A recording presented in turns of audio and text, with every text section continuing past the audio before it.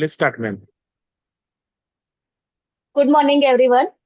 I, Rinkle Chaudhary, Department of Pharmaceutics. I am honored to be spoken here today at the national level online workshop organized by Sardar Patel College of Pharmacy and association with Gujarat Technological University on the topic ethical use of artificial intelligence in higher education, research and productivity. On behalf of Sardar Patel College of Pharmacy, would like to present a very warm welcome to the respected faculty, esteemed guests and our fellow participants. I welcome you all to the second day of our national level online workshop. Yesterday's session set the stage for an enriching experience. It was wonderful having Dr. Subhasri Nag ma'am. Ma'am has effectively outlined responsible use of AI in literature review and academic writing. And second session conducted by Mr. Sobu Thomas sir. Sir has effectively outlined latest generative AI tools, research writing, PowerPoint presentation with AI, plagiarism, and AI in classrooms with meticulous attention to detail. And today we promise to be equally insightful. Let's dive into the discussion, learn from each other, and take back valuable knowledge to our institution. Today we have an exciting lineup of sessions designed to enhance your research, review, and industry engagement skills by our profound speaker, Dr. Nilesh Kumbhar sir. Let's build on the momentum from yesterday and make the most of this opportunity to learn, share, and network with fellow educators. Now, I would like to invite Mr. Shrey Patel, sir, Assistant Professor from the Department of Pharmaceutics, to introduce our wonderful speaker. Over to you, Thank, Shrey. thank you, ma'am, for this opportunity. It's my great pleasure to introduce Dr. Nilesh Kumbhar, sir, a dedicated academic and researcher. He's currently a research associate at IIT Indore and holds a PhD in mechanical engineering from the same institute. Dr. Kumbhar sir has over 10 years of teaching experience and 1 year in industrial experience. He had published more than 20 research papers and presented at international conferences and authored a book. He received a SCRB DSI International Travel Support Grant in 2024 to attend the a conference in the Poland and won the Best Paper Award at ICAT Pune. He also holds a patent on magnetorheological fluid from 2021. Beyond the research, Dr. Kumbhar sir supports young scholars through his group. My research support and a popular YouTube channel with around 2 lakh subscribers with the shares tips on research and AI tools. With this brief introduction, I warmly welcome Dr. Kumbhar sir. We are excited to have you with us and look forward to your insights. Welcome, sir. Thank you.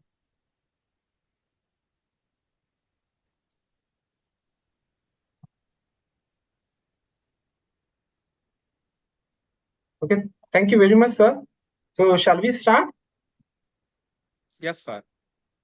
Okay. So, good morning, everyone. And I would like to thank the management committee of Sardar Patel College of Pharmacy and a special thank to Samresh Pal, sir, because he's continuously in contact with me. And because of his efforts, I'm here in front of all of you. Because today in the evening, late evening, I'll be leaving to Japan. And because of that, I said no in the beginning, but I could somehow manage because he has shifted my schedule from 3rd May to 2nd May. So thank you very much for that. So let me share my screen first.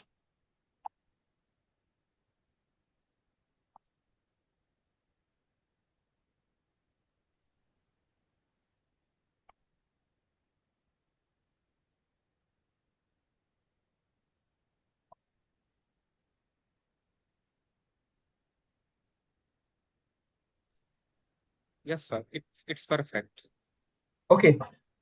So now maybe for half an hour, I'll be giving some presentation based on some basic importance of AI tools in research paper writing and publication. And after that, we'll be moved towards demonstration. So definitely I'll try my best to put a lots of efforts because you might have heard about everyone is speaking about AI tools, but you will definitely get confused because which tool needs to be used for which purpose. Because recently so many tools are coming into the market. Means I'm also be preparing different videos if you have familiar with my YouTube channel. But still, obviously, there are some pros and cons of all these tools. But now in this workshop, I'll be highlighting few important tools, and definitely comparatively, these tools are good, and I'll definitely be guiding you to use these tools, and we'll perform one exercise. Means I'll be suggesting you few important key prompts. Along with that, I'll be suggesting few important AI tools, and based on that, we'll be drafting one research paper. Obviously, by using AI tools itself, we cannot draft entire research paper, but yes, AI tools can be used to support your research writing. Means let us say if you forget about all these AI tools and research tools, so conventionally, if you want to write a research paper, then after performing all the experiments, it took something around 5 to 6 months to write a research paper. Okay, if you are continuously sitting in front of your PC, then it will take something around 6 months to write your research paper. But now, if you're making help of this AI tool, see, coin always has two sides. So think about the positive side of AI tools. So make yourself adapt to use AI tools, and definitely you can reduce this time substantially. If it previously it was taking something around 6 months, but now you may write your research paper within 2 months. But don't think ever that you can write your research paper within one day, because see, some basic thing is AI is developed by human brain. Okay, so AI is capable to generate text till what means the database which is feeded into it.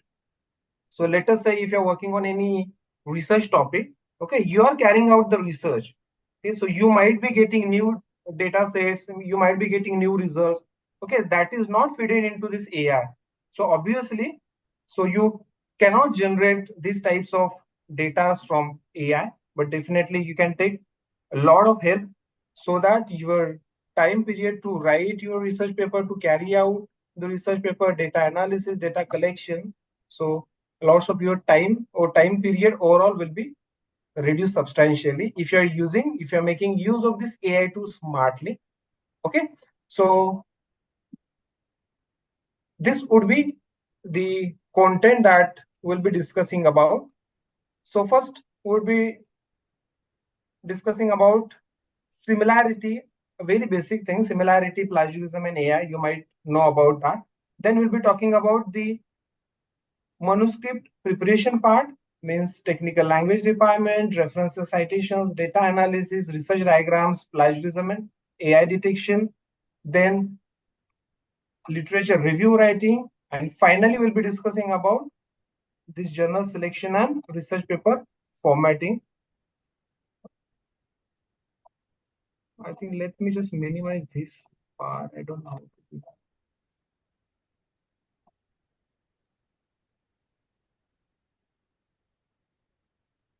Okay, no problem. So Sir, you like to minimize something? What? Which one? yes, I think, can you see this bar or the screen? No, the last is research No, paper or formatting. So the writing is there, but no, no, below, no problem. I think that Zoom bar is there, but I think I can only see that. So no problem in that, sir. Okay. So we'll proceed with similarity, plagiarism, and AI first. So AI score, we know that. So recently, this term means is coming forward. So this AI content is generally created using algorithms. See, there are again different types of algorithms. So not all AI tools are based on this generative type of algorithms. So only the AI tools, if you're using, those are based on generative type of algorithm, then only you might have fear in your mind that your generated text can be detected under AI detection tools. Okay, so you have to keep this in mind. if the text is generated by using AI generative tools, then only it can be caught under AI detection tools. Okay. So if when AI score will be shown, if you have generated something which is created using algorithms that analyze patterns in existing data to create new content that is inherently original. So that does mean if you are using any AI tool continuously to generate your text, then these AI tools will follow specific pattern, specific sentence structures. So that can be called as AI tone. So when we write something, so that would be mixed of different structures. We may use active voice, passive voice, or maybe we restructurize the sentences that can be called as human tone. Okay, so if it is human tone, then no means AI score would be 0. And if you have continuously used, then obviously it would be close to 80 to 100%.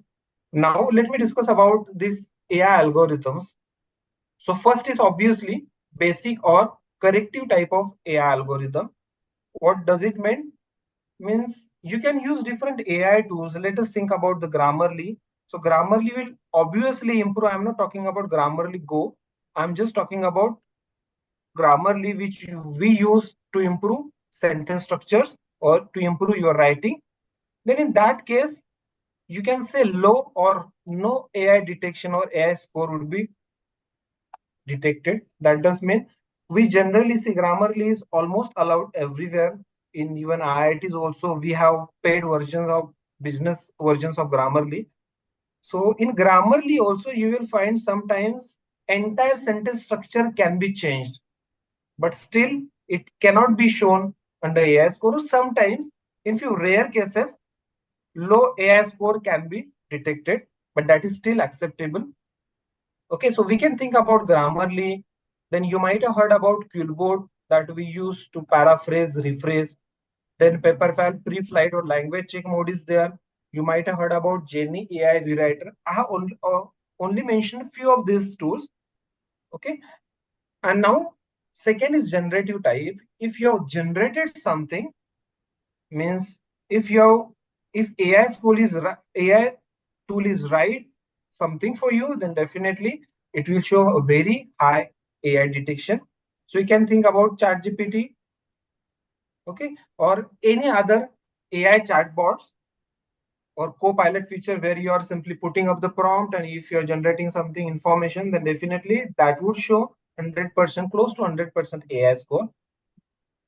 So let us take example. So this is first example. I have written this sentence. Suppose paracetamol is used for reduce fever and pain. Overdose can damage liver. So obviously this sentence have few grammatical mistakes.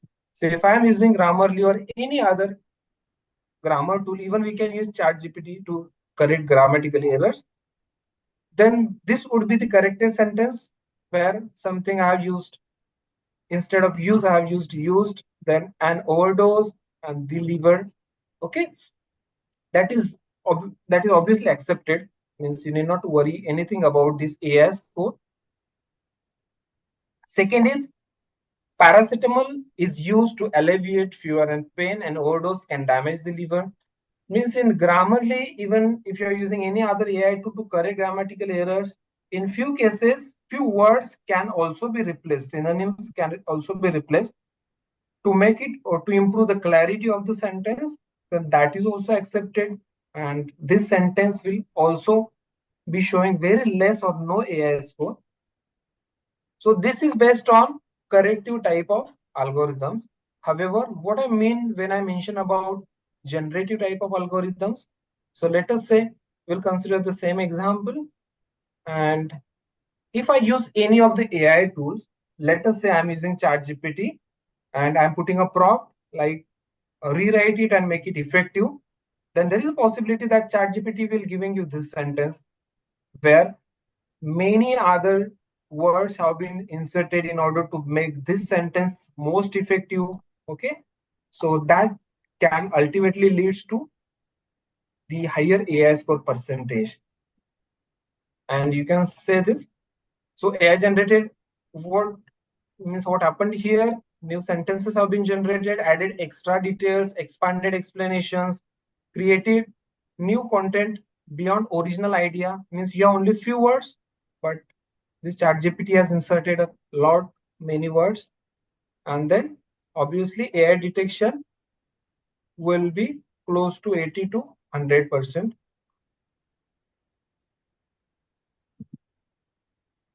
Okay, now we'll move ahead. So this is a basic behind this, means what is, so sometimes we may have question in mind, we are using child Grammarly, then will it be detected under AI score or not? So obviously it won't be detected until and unless you have expanded the sentences, you have added some extra details.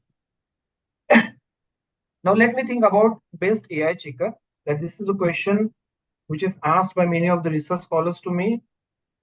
So they are asking about, sir, should I use Turnitin AI detector, or I may move towards even GPT-0? These tools have GPT-0, zero GPT, even content at. So all this, I have picked few of the tools, those we can use to check AI, because if you search on the internet, you will find 100 even. Okay. So now, so let me just clear one most important point that I have observed while I have interacted with many researchers in different universities, that only 20% of the universities, see, this is not exact figure, close to 20% of the universities do use AI detection feature. Okay. And almost all these universities follow these Turnitin's AI detection algorithms. Okay. So obviously you will find many videos on GPT-0, zero GPT, even originality.ai. But see, the capacity, the algorithms, the design of every algorithms is definitely would be based on different data sets. So if you are checking your file in Turnitin, then then there is a possibility that you may get 20% AI score. But if you're checking the same file in zero GPT, obviously there is possibility that either you may get 30-40%, or you may also get 10%. So that is not like in Turnitin you'll get highest percentage of AI score. Okay, that will ultimately be vary. But yes, if the universities are using this Turnitin AI detections, then why to use this zero GPT? Because you cannot rely on the results.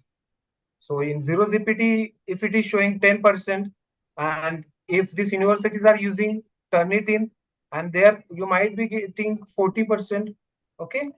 So in that sense, if you're considering, if you're at all preferring to check or to choose the AI detector, then you can definitely move ahead with Turnitin's AI detection tool. Okay.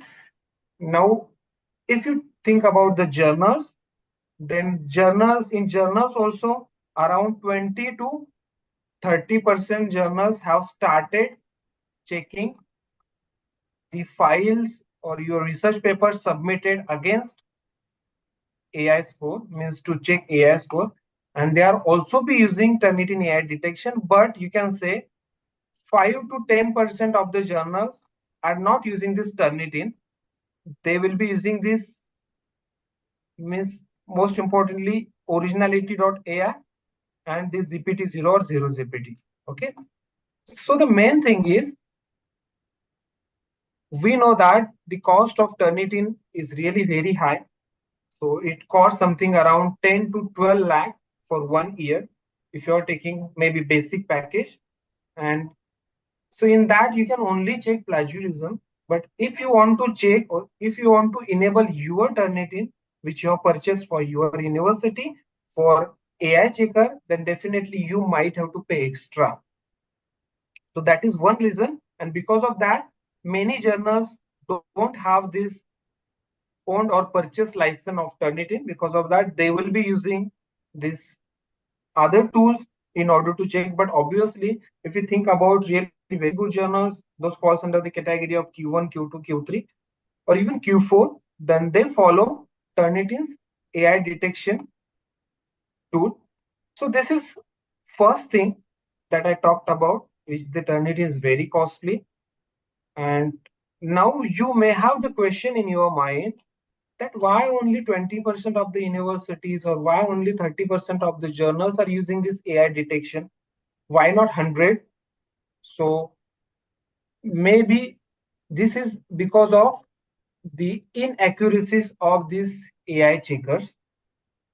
Inaccuracies, what does it mean? Means suppose I have written one research paper, I have submitted that into Turnitin's AI detection tool. So obviously, even though I have written that entire paper, but still there is a possibility that Turnitin's AI detection tool can show 10 to 20% of the AI score. So even if I have not used at all any of the AI tools to generate content, but still they will show 10 to 20% of the AI score. So what does it mean? So that term can be called as false positives. Okay, false positives, that does mean inaccuracies or incapabilities of these AI checkers. Means these AI checkers are not 100% accurate. So what Turnitin is claiming means Turnitin is claiming that Turnitin can be inaccurate. So let me just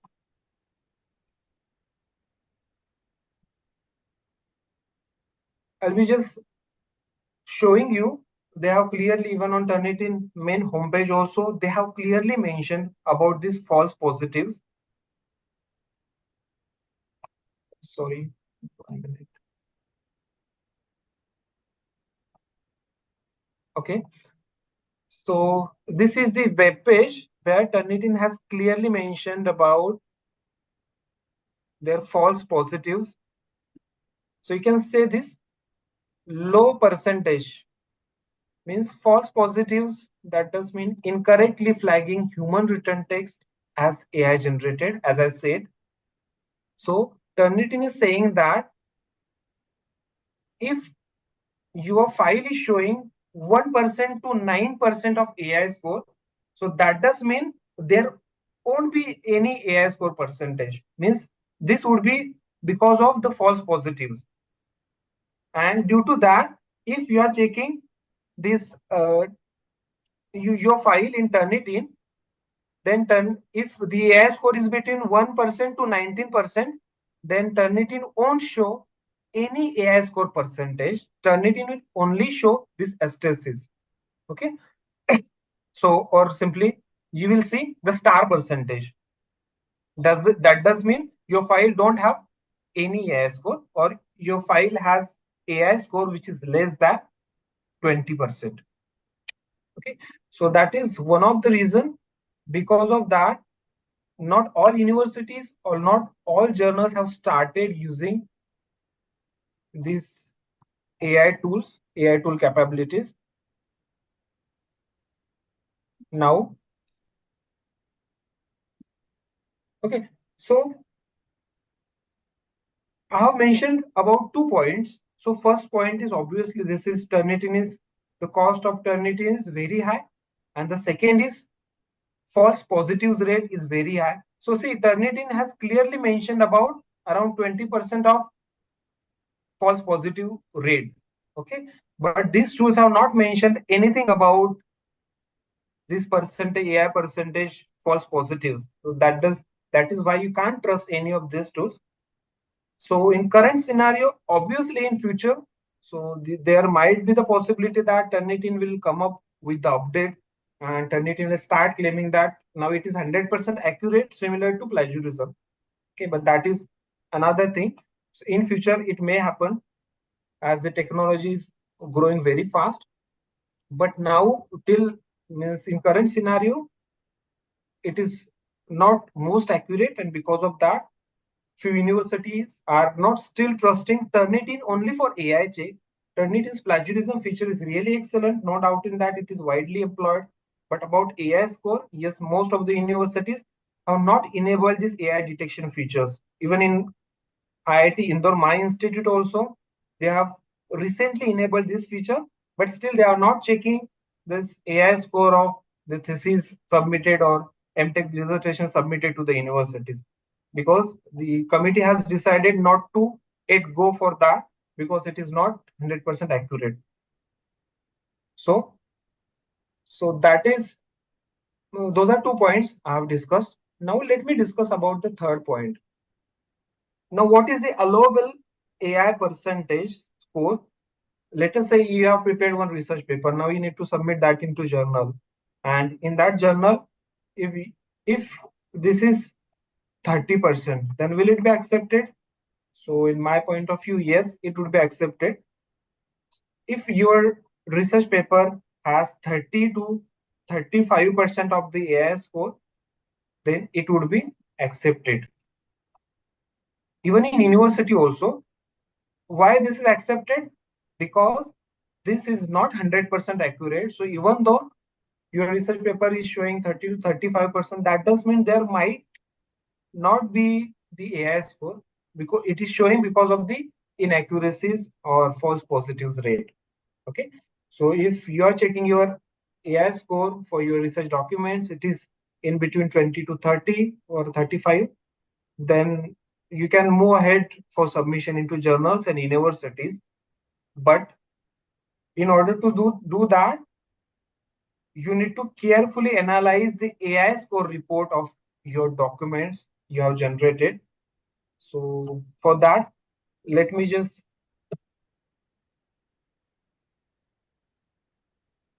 show you one AI score report so that you can better understand, which is generated by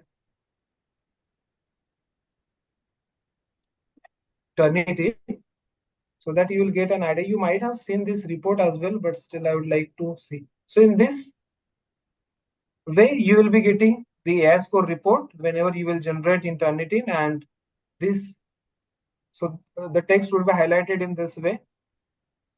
That does mean you can see. So I have generated this file by ChatGPT, entire file, and because of that, you can see that the AI score percentage is 100%. Now let me show you another file.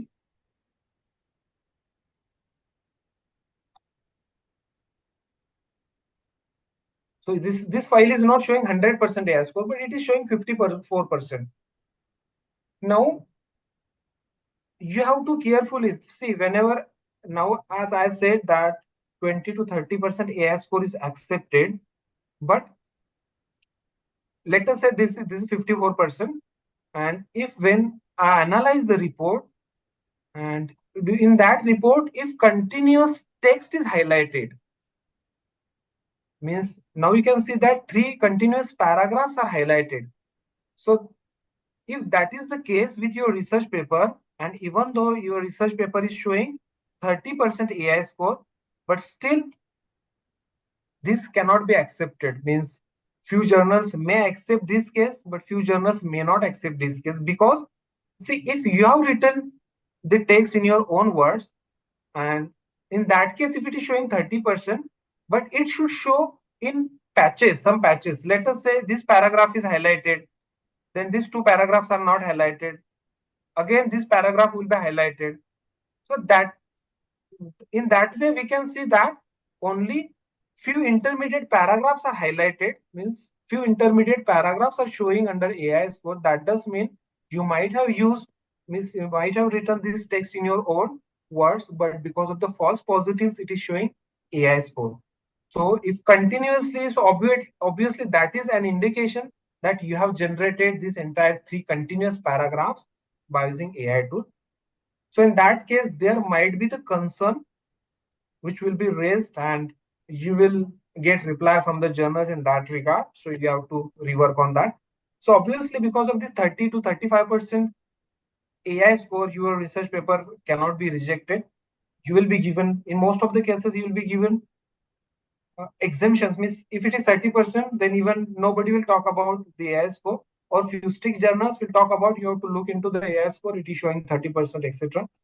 Okay, that will rarely happen.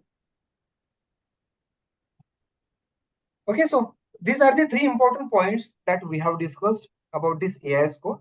This Turnitin's AI detection tool is comparatively accurate, but still it has 20% false positives, and which is very costly. Because of that, the people have not yet started, or universities and journals have not yet started full-fledged using this Turnitin's AI detection capability. So, and one more point that I forgot to mention, which is about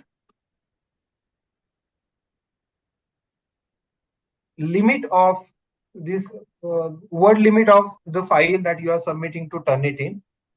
Now, let us say, let me talk about my PhD thesis. So, my PhD thesis was something around 210 pages, okay, and which had something around 52,000 words.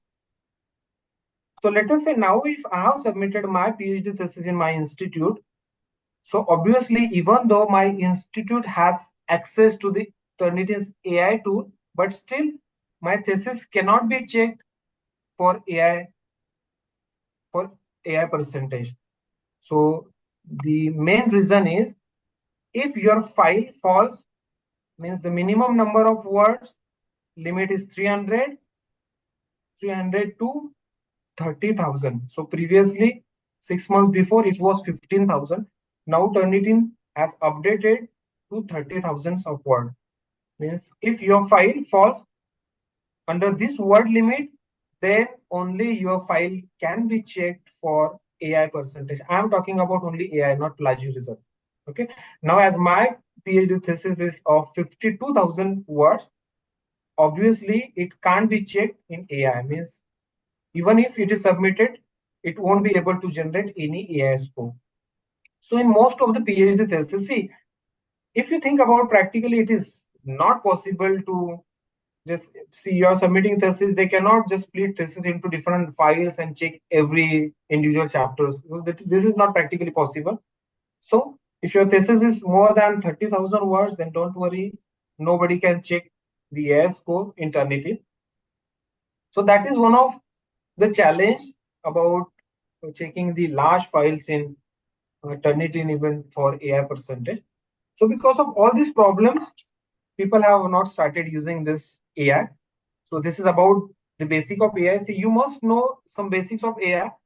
Then only it is possible that you can do better and you can use these AI tools effectively. Now let me talk about plagiarism and similarity. So even though we use both these terms or both these words interchangeably to each other, but still there is a lot of difference. So can anybody from the participants, if they are allowed, can tell me what is the difference between this plagiarism and similarity, or both these terms are same?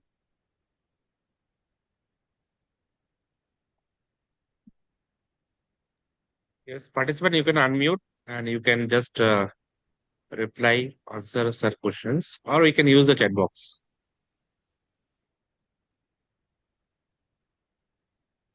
You can let me know if means what when we call you have committed plagiarism, when we have called. Okay, I mean to say, what is the difference between plagiarism and similarity? Is there any difference in between these two terms, or these two terms are same? Difference. Difference, right? Correct. So can you tell me means what Plagiarism is when we take the content but we do not refer means give reference to it. Means we do not cite it. Okay. Absolutely correct. So the plagiarism, as ma'am said, when we use somebody's text, let us say I'm copying somebody's text work without permission or without proper citation, and similarity is copying someone else's work. Sorry, this is with permission. So let us say I have used this sentence, I have copied this sentence from anybody's text, and if I'm putting a citation like this is not my own text, but I have referred this paper in order to write this text, then that can be called as similarity. So this case can be called as plagiarism. So even 1% plagiarism is not accepted by any journals or university, but 5, 10, 20, 30% similarity can be accepted. We'll be discussing on that part. So this is the major difference. Now we'll talk about the different plagiarism checkers. Okay, so before that, I would like to mention one point under that. So when you talk about the similarity, so that does I have mentioned here as similarity is copying someone else's work with permission. Okay, with permission, that does not mean you have to copy. Let us say I have copied this entire sentence or entire paragraph from anybody's work, and I have smartly put a citation. Okay, this is not my own work, but I have copied this from this research paper. So that can also be called as plagiarism. So this is not similarity. So you have to keep this in mind. Means, see, similarity is what if you have referred in, means if you want to present any specific point, and for that, in order to write that, if you have referred 2, 3 research papers or even single research paper, and based on your understanding about that point, which is published by someone, you are writing your own sentence. Okay. See, now you have referred one research paper to write your own sentence. That does not mean that is your means you can own that sentence. That means if you have referred any literature to write any of the sentence, then you have to put reference. So that is the actual ethical practice of putting proper citations. Okay. So just copying anybody's text as it is from any published data is at all not accepted until and unless for few generalized knowledge. If you want to mention any law, you cannot modify it at all. If you want to mention about any statements of any theory, you cannot modify that at all. So in case of those generalized knowledge, yes, you can directly copy paste, you can put them into a quotation marks, and then you have to put proper citation. Even for generalized knowledge, citation is not required. When I'm talking about the Newton's law, then you need not to put any citation because that is generalized knowledge. But you have to put that into double quotation marks, and you can, as it is, paste that law, no problem. Okay, so that can be considered as similarity. Okay, now let me talk about this. See, even though we use these two words interchangeably, I generally means talking about this plagiarism. Okay, so that does mean similarity. So in common practice, we use this word plagiarism instead of similarity. So if you think about these plagiarism checkers, then plagiarism checkers also you will find a lot of plagiarism checkers similar to this AI checkers that we have discussed. Okay. Now, which plagiarism checker we need to use? Whether Turnitin, Qboot, Drillbit, Authenticate, plagiarism checker X, or any other plagiarism checker. So for that, first point you need to think about your university. Means before selecting any of the plagiarism checkers, and you Miss can mute Jyoti, yourself. please mute yourself. Okay, so the first important point is you have to think your university is using which plagiarism checker. Okay, that is the most important thing. And if, let us say, if your university is using Turnitin, then you must use Turnitin plagiarism checker in order to check your thesis, your dissertations, etc. Okay. And second, about journals, then when we talk about the journals, then as per my experience, most of the journals do use Turnitin to check similarity or plagiarism from your research documents. So obviously in that you may use Turnitin. Now why I'm saying that, you have to first think about your university. See, let us say if you're checking your file in different plagiarism checkers, then you will get different percentage. In Turnitin, you may get 20%. There is a possibility in Authenticate. Smith, kindly please mute, sir. Do one thing. I just mute all. Then again, I will going to unmute you. It will be better. Otherwise,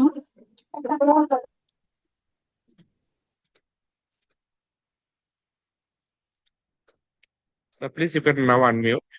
Yes, yes, sir. Thank you. So let us say in Turnitin, you might get 20% similarity or plagiarism. So if you're using Authenticate, then there is a possibility that you might be getting 10%. In Drillbit, you might be getting 50%. Okay. So now you also may have the question that why is this different? Means why we not get same plagiarism percentage in every tool? So that ultimately leads to the database. So you have to keep one point in mind that when we submit any file into any plagiarism checkers, then it would not be compared with all the database available on the internet. Okay, so it is not possible. It would only be compared with published data. It would only be compared with the specific data sets, because if you think about the Turnitin, then Turnitin is widely employed by all the many universities and journals. So obviously the Turnitin database is very strong. So there is a possibility that you will get maximum percentage of plagiarism in Turnitin. So as if you think about any other plagiarism checkers, those are available freely online, then obviously their data set is not that much developed. So in that case, you can even practice this. You might have heard about Grammarly. So Grammarly is really excellent for grammar checking. But Grammarly has one feature of plagiarism checking. So if you're checking one file in Grammarly, you will get 4 to 5% of plagiarism. But if you're submitting that into Turnitin, then in Turnitin, you might get even 60% similarity or plagiarism. Okay, so that much is the difference in between other plagiarism checkers and Turnitin. Okay, now let us say if your university is using Drillbit or Authenticate or any other tool, then obviously you want to submit your thesis to your university. So if in Drillbit it is showing 10%, in Turnitin it is showing 50%, then also you need not to worry. You can go and submit your thesis into your university, because in Drillbit it is showing 10% and your university is using Drillbit only. So you need not to reduce that plagiarism score. So you can directly submit your thesis to your university. So that is why I'm saying that you have to first think about your university. Means your university is using which plagiarism checker. Just move ahead using that tool. And if your university has not specified any plagiarism specific plagiarism checker, then I'll recommend you to move ahead with Turnitin. Okay, so that is one of the most effective plagiarism checker. Now, one more point I need to highlight about this plagiarism checkers. So I always warn my users on my YouTube channels even, don't use, see, this is our mind that if we look into the free tools, because many research scholars are looking into the free plagiarism checkers. So sometimes we found one on that web page, and then we start submitting our files, and we get to know, because we are eager to hear about our documents plagiarism score and AI score. But that is the main reason that many of the research scholars have lost their PhD thesis. So we know that how hard is to carry out the research in 4 to 5 years and to compile that into a thesis and to prepare a thesis. Okay, but at the last point, if you're submitting your thesis into any of the plagiarism checkers, then every tool has its own repository. Okay, means whenever you will submit your file into any tool, then definitely it can be saved. That does mean, let us say I have checked there is one plagiarism checker, I'll say XYZ. Okay. So I have checked my PhD thesis in this plagiarism checker XYZ. Then I have got 10% similarity. Okay. And now, see, this is the first time I have checked in XYZ, which is freely available on the internet. And then by I have seen that it is only 10%. So I have submitted my thesis into my university. Second time I have submitted into my university. And then my university is showing it is 100%. Means your plagiarism is 100%.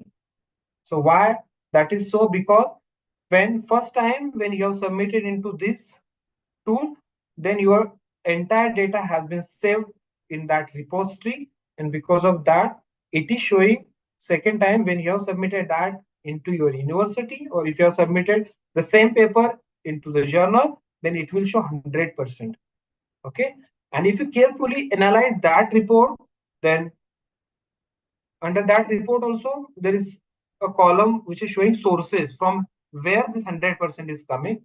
So it would be showing submitted to this university or this source. So because of that, don't just move ahead using any of the tools available online. If so, see, somebody maybe sometimes colleagues suggest some AI tools or seniors suggest some AI tools. So in that case, you may lose your entire data of your research articles or thesis or any research documents. So in Turnitin also, it is possible. Means this has happened with many of the users. I mean, last I think 2 days before also, one user has shared the plagiarism report with us, and he said that I have written entire research paper, but still it is showing 100% plagiarism score. Then we have checked the sources where it was clearly mentioned about this document is saved to this university. So that user's university was different, and this report was submitted to different university. Then we talked about, have you checked, have you used that university's Turnitin? So that user has said yes, he had used his friend's Turnitin, and in that university his research paper is saved, and that is impossible to remove that research paper from there, almost impossible. So even though if you're using Turnitin, you have to make sure that it is completely non-repository. You can check if you got access to Turnitin, external access from somebody, just check one file twice, and you have to see if the percentage of plagiarism is increasing or same. If both times you got 10% or 5% or whatever it is, then you can say it is non-repository. But first time if you got 10%, and second time if you got 100%, first time if you got 20%, 100% second time, then also you can say that this is repository account, and you have to stay away from these types of account. There are many questions in the chat box, like if someone is facing the same problem, so what will be the solution? Okay. Mm, what is solution for it? I also face the problem. Okay, so Sagar sir, the main thing is if your file is submitted somewhere else, then see, let us say I'm in IIT Indore. Okay, my friend is there in IIT Bombay. If my Turnitin is not working, so I sent one file to him, and he checked in his Turnitin account, and then he shared the report with me. But at IIT Bombay, if my file is submitted, then why I say it is almost impossible. See, it is not impossible as such, but it is really difficult, because you are not, means I am not the student or I am not the professor of IIT Bombay. So they have the option, means my colleague from IIT Bombay can request administrator to remove that file from the database, but with some proper reasons or with proper documentation. Now I am not affiliated to that university, so my friend cannot say that remove that paper, because that paper will belongs to me if you have means put proper names and everything. But if your friend, means IIT Bombay, my friend from IIT Bombay, if you are sending the email to the administrator by claiming that this is my own research document, mistakenly I have submitted, then in that case it can be removed. But that is the only way. Means the only way means the instructor has only access to remove that file from the Turnitin database. So that is quite difficult, but yes, if your file is submitted somewhere else and you know that which is the institute, then you can talk to the person who is checked your report and they can request through email, they can request the removal of that file. So that is the only way. So see, many of the users come to us and they simply, if they have submitted the research paper into repository, they need to use the rewriting tools like Fulbot, and they will be rewriting entire research paper to reduce their plagiarism score. So that is again means quality would be text quality would be degraded, and it will take considerable time, and it is quite difficult to reduce plagiarism score from 100% to again 10%. So I think, okay, actually, we only have, Sagar sir, we only have the way that we can request, means that is the only in our hand. Means if you are, after requesting, if they are not removing it, then we can say it is a complete loss of our research documents. Okay, I think one question is there from Nitin. If we have submitted paper in university and want to publish it in journal, then what should be the solution? Okay, actually, this is really a very good question. See, if you have submitted the paper in university, if it is submitted in your university, then you most means there won't be any problem. So if it is submitted in the repository of your university, then also in Turnitin, you won't face any difficulty because you are affiliated to that university. And when journal will check your submitted research paper, then journal may see 100% plagiarism. But when they will analyze the sources, then it will be showing submitted to your university only. So in that case, journals will understand. Means submission to universities, that does not mean publication. So even if you have submitted your thesis and then you want to publish your research paper, then also you won't find any difficulty. You can definitely submit. And while checking the plagiarism report also in instructor account, I'm not talking about that student account, we have many other options to check, means to exclude or include sources. I'll be demonstrating that as well so that you can better understand. Let me first finish it. I think, okay.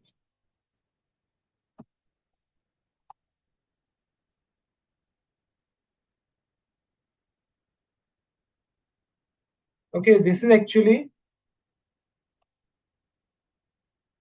similarity. It is not AI. So now let us talk about allowable similarity percentage in universities and journals. So that is again really the most important thing. Then can anybody tell me that whether journals and universities are asking to submit your research documents which has 0% similarity? Obviously, I'll be answering this. Means nobody will ask you to submit your research documents which has 0% similarity. It is not at all possible. Okay. So why this similarity percentage of 5, 10, 20% would be accepted? Means anybody? Okay, right. Okay, why 10 to 20, 15% is allowed?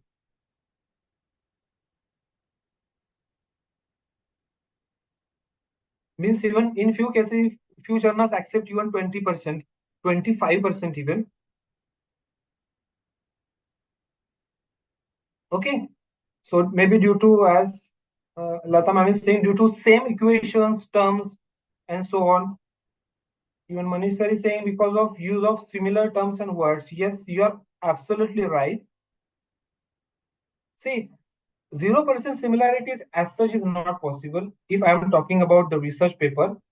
which has 50 pages or 60 pages, then if your research paper has 60 pages and if you have 0% similarity, then there would be two conditions. Means journal may take that negatively, and by looking into your research paper, and means sometimes if some mispractices will be followed, your research document may have 0% similarity.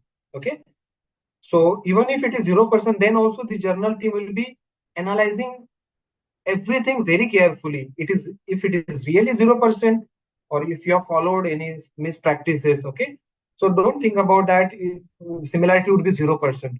It will always be from 0% to 20%. Okay, now let me talk about. Okay, before talking about that, I would like to show you one plagiarism report.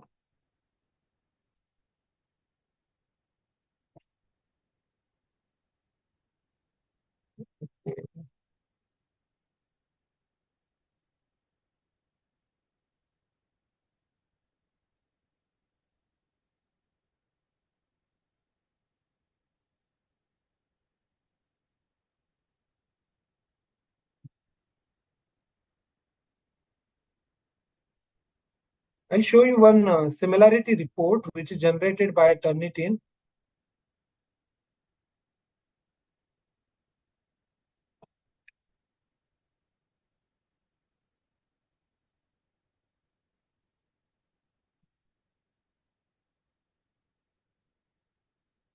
Okay, now you have to let us first understand about how similarity or this plagiarism is detected by plagiarism checkers. If you understand this, then also you can reduce this. So the simple thing is, as many of you have mentioned about repeating things, and because of that, it would be detected as similarity. So that is obviously correct. But when 6 words or more than 6 words are matched with already published data, then this plagiarism checkers will detect that text as plagiarized, or will detect that text as under similarity index. So let us think about, so this is a plagiarism report. So you can think about this sentence. So based on this identified research gaps, this study aims to, okay, so you can count these words 1, 2, 3, 4, 5, and 6. So these 6 words are matched with already published data. So this is the source. Now let us say if I'm little modifying this sentence, means I need to only break the sequence of any one word. So instead of aims, if I use this study targets to conduct, then definitely all these words won't be showing any similarity score. Okay, so somehow, even if you have written your text, you have used few of the tools to rewrite your own text to make it technically strong, and if it is showing this similarity percentage, then by breaking the sequence of, obviously you have to first check that document in plagiarism checker, you have to download the report, and accordingly you have to go through the text and you have to just modify the text. So now, why these 6 words are allowed? Obviously, this is the human tendency. Let us say on any topic, let us say on material, specific health materials, if I'm working on. So obviously, along with me, hundreds of researchers are also working on the same topic. And if you are writing research paper, means thousands of researchers are writing research paper on the same or related topic, then there is a possibility that few words would obviously be repeated in few of the sentences. Okay, so obviously one researcher has already published the data similar to that topic, so it would be showing similarity. So that is the one reason why similarity percentage of maybe 10 to 30% is accepted. And one more thing that somebody has mentioned about, means we need to make use of means we need to make use of standard equations, standard laws. In that case also, obviously, it will show the maximum similarity percentage. So because of that, 0% similarity is not accepted. So many of the research, many of the universities and journals allow specific percentage of similarity. Now, let me talk about the universities. So when you think about, in my understanding, when you think about the universities, then generally, see, if you submit, when you talk about the universities, then obviously you want to submit your PhD thesis or dissertation to the universities, then generally 10 to 30% of the similarity score is accepted.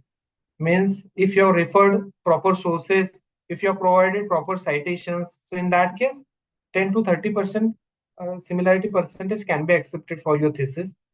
However, when you talk about the journals, then 5 to 15% similarity scores need to be maintained if you want to submit your research papers to journals. Okay, so when you talk about the 5%, so that is only rare journals are there.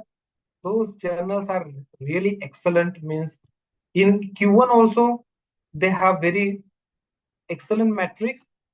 They want the similarity score which is less than 5%. So that is quite difficult, but yes, if you have written the entire manuscript on your own, then that is possible to maintain 5%. But yes, in my understanding also, it is quite difficult. So 5 in between, to maintain in between 5 to 10, it is quite easy. But to make it less than 5%, it is quite difficult. But yes, this similarity percentage criteria for journals is quite stringent as compared to universities. So try to keep, see, few journals clearly mention about what they are expecting, means 5%, 15%. Okay, but many journals do not mention anything about that. So in that case, you have to try to keep the similarity score for your research papers less than 10%. So that is, means that is acceptable by most of the journals.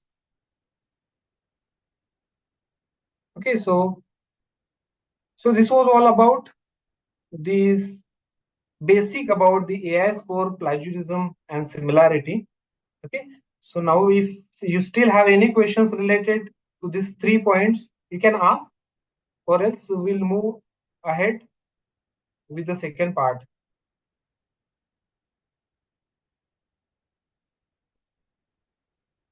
See how to remove flags in report. Okay, so generally when we check, let us first understand about what these flags are, because many of the research scholars may not know that. So previously, when you check the AI score, the plagiarism in Turnitin, then it was only showing that your report has 10% plagiarism, 20% plagiarism. And now, along with that, Turnitin is also showing that how much percentage of text where these paraphrases are used to remove the plagiarism. So that can be considered as flags. Maybe 10%, your report has 10% similarity, and your report may have 10 or 20% flags.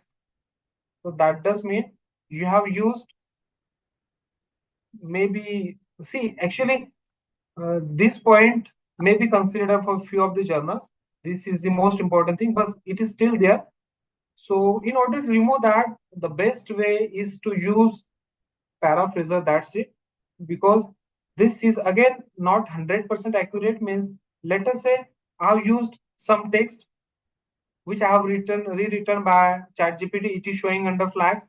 I may use, means I may modify those sentences manually a little bit, and I may recheck my file. So modifying that manually, not entire thing, but one paragraph is there, you can modify a few of the words, then that will help you to reduce these flags. And even for reducing the similarity as well, I can recommend you can just move ahead, just rewriting your content. That won't be increasing your AI score. Means I'll be discussing on that topic also. Most probably we'll be discussing on that point in the last portion. Means how you can reduce the similarity and how you can reduce the AI score. Okay. So now we'll be talking about most importantly about these AI tools. Okay. Now it is there is one question from Dr. Paul. How to manage to use of common words terms, sometimes it also captured by software. Okay, sir, actually the main thing is we cannot avoid the similarity percentage of these common terms. Okay, if you are using any equation, if you are using any law, any generalized statement, okay, any program, some programming parts we need to repeat. So in that case, we cannot modify those related text in order to reduce similarity. We have to anyhow, if it is required, if it is essential, anyhow we have to use that it is, okay, which is followed by proper citation. So because of this type, see, let us say if my research paper is of 50 pages, and even if in the 4 to 5 pages I have continuously used some common terms, then also it will contribute to maybe 1 or 2% of similarity. So because of that, this similarity percentage is allowed. Means when you talk about less than 20% similarity is allowed.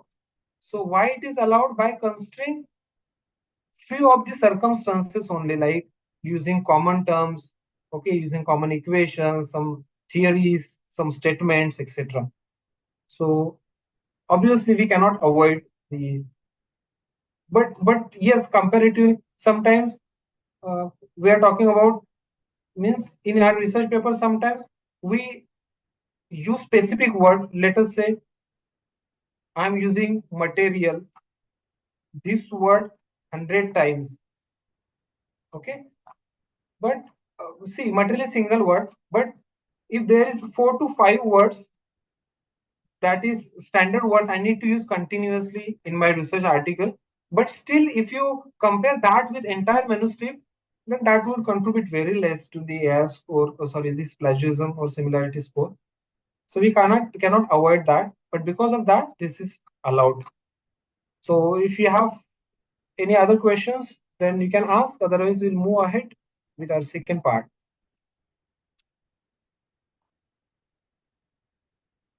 Okay. So this was the first part. I think it has taken around 1 hour, so I was not expecting that. So we'll go a little bit fast. See, this is just an overview, because if you let me explain plagiarism for 4 hours, then also I can explain, because this is not the only thing. We have not is analyze the report. There are sources we need to look into it. There are different types of flags you need to look into it. But this is what the main important information that you must know. We have the last session of question and answering session. In that also you can ask any of your questions if you have some other questions. Okay. Now we will be moving ahead with part 2.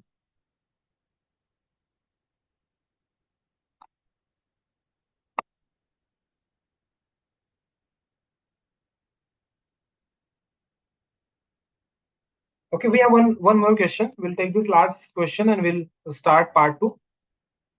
Can common terms be excluded? So I have already answered this question. Common terms cannot be excluded, but you can standardize it. Okay. So what we do is, at the time of even my research paper, in last research paper, I have used one biological medium you might be aware of, which is EMEM, Eagles minimum essential media. So these are 4 words. So everyone in the research, those have used E-MEM plus 10% FBS. Let me just uh, answer this so that you will better understand this what I'm saying. So This is people call this as EMEM, means Eagle's minimum essential media plus 10% FBS. So if I'm using this word in my entire research paper, I have used this word, means this is required to use this, means EMEM, that does mean Eagle's minimum essential media plus 10% FBS. So in many research papers, people have used this term extensively. And I have also used these terms even 30 to 35 times in my research paper. Okay, this is common term. I cannot exclude this term. And because of that, 2-3% similarity was increasing. So what we have done is, we have standardized it, means simply instead of using E-MEM plus 10% FBS, so we have just used EMEM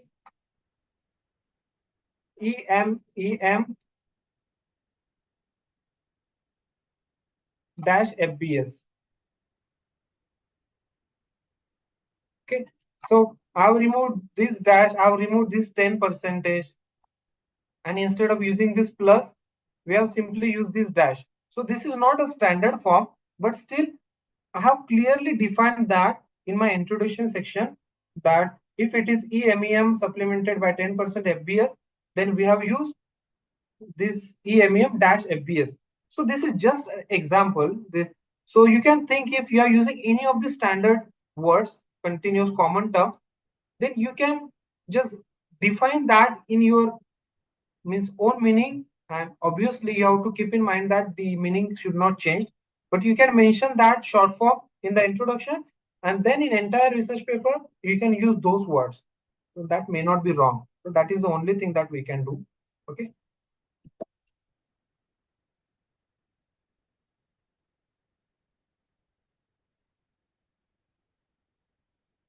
Now we will start with structure of research paper, and then most probably we'll be discussing about how we can draft individual section with different AI tools.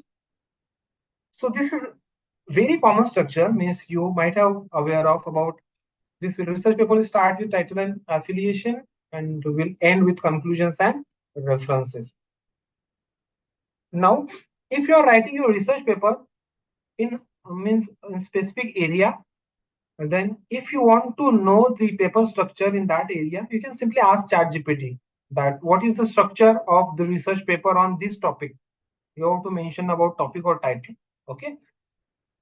Or the best way is, if you want to publish, if you are new to research paper, if you want to know the research paper structure, then you can just download few of the journals papers related to your area, and then you can observe their structure, and accordingly you can just prepare your structure. Okay.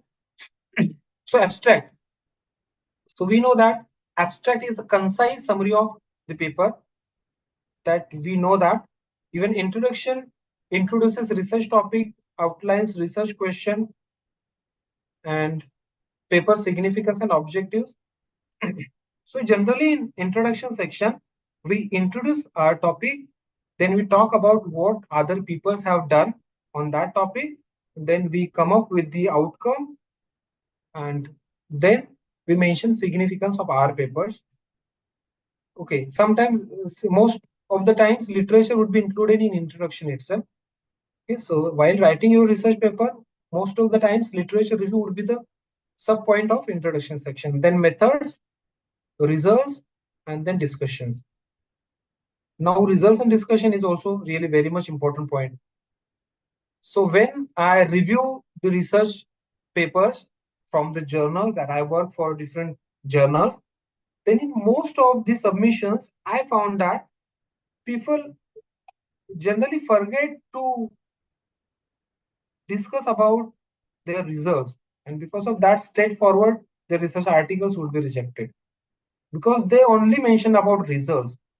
So what I feel that if you have written any specific, let us say for any specific point, if you have written one paragraph for to explain your results, then ultimately the similar text or another paragraph should also discuss the implications of these results, that can be called as discussion.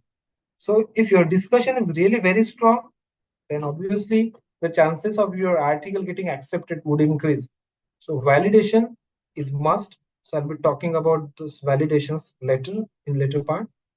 And last, conclusion. Okay, and references.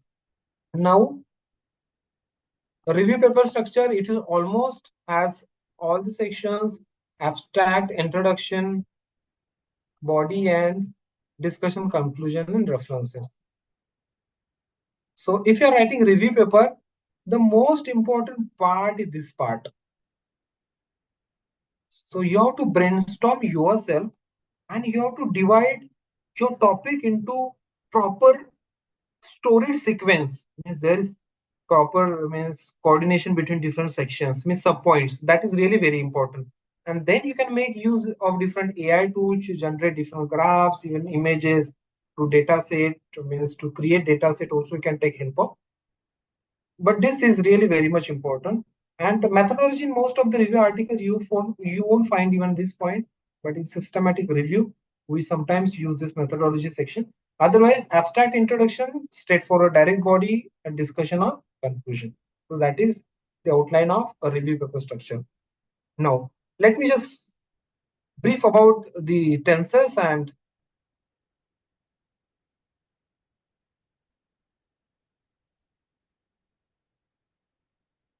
okay. Now, see why you might be thinking about that, why I'm explaining all this. So let me clear, means obviously you might have, means many of professor will might have experience than me. But what I observed is, if you don't know how to write your research paper, if you don't know how to make use of correct tenses while writing different sections, then you cannot use proper prompt to generate, or you cannot make use of these AI tools. So you must know, you must be expertise in writing your research paper. Then only you can excellently use AI tools, okay? That will strengthen your research writing. Just in short, I would just brief about these tenses. So,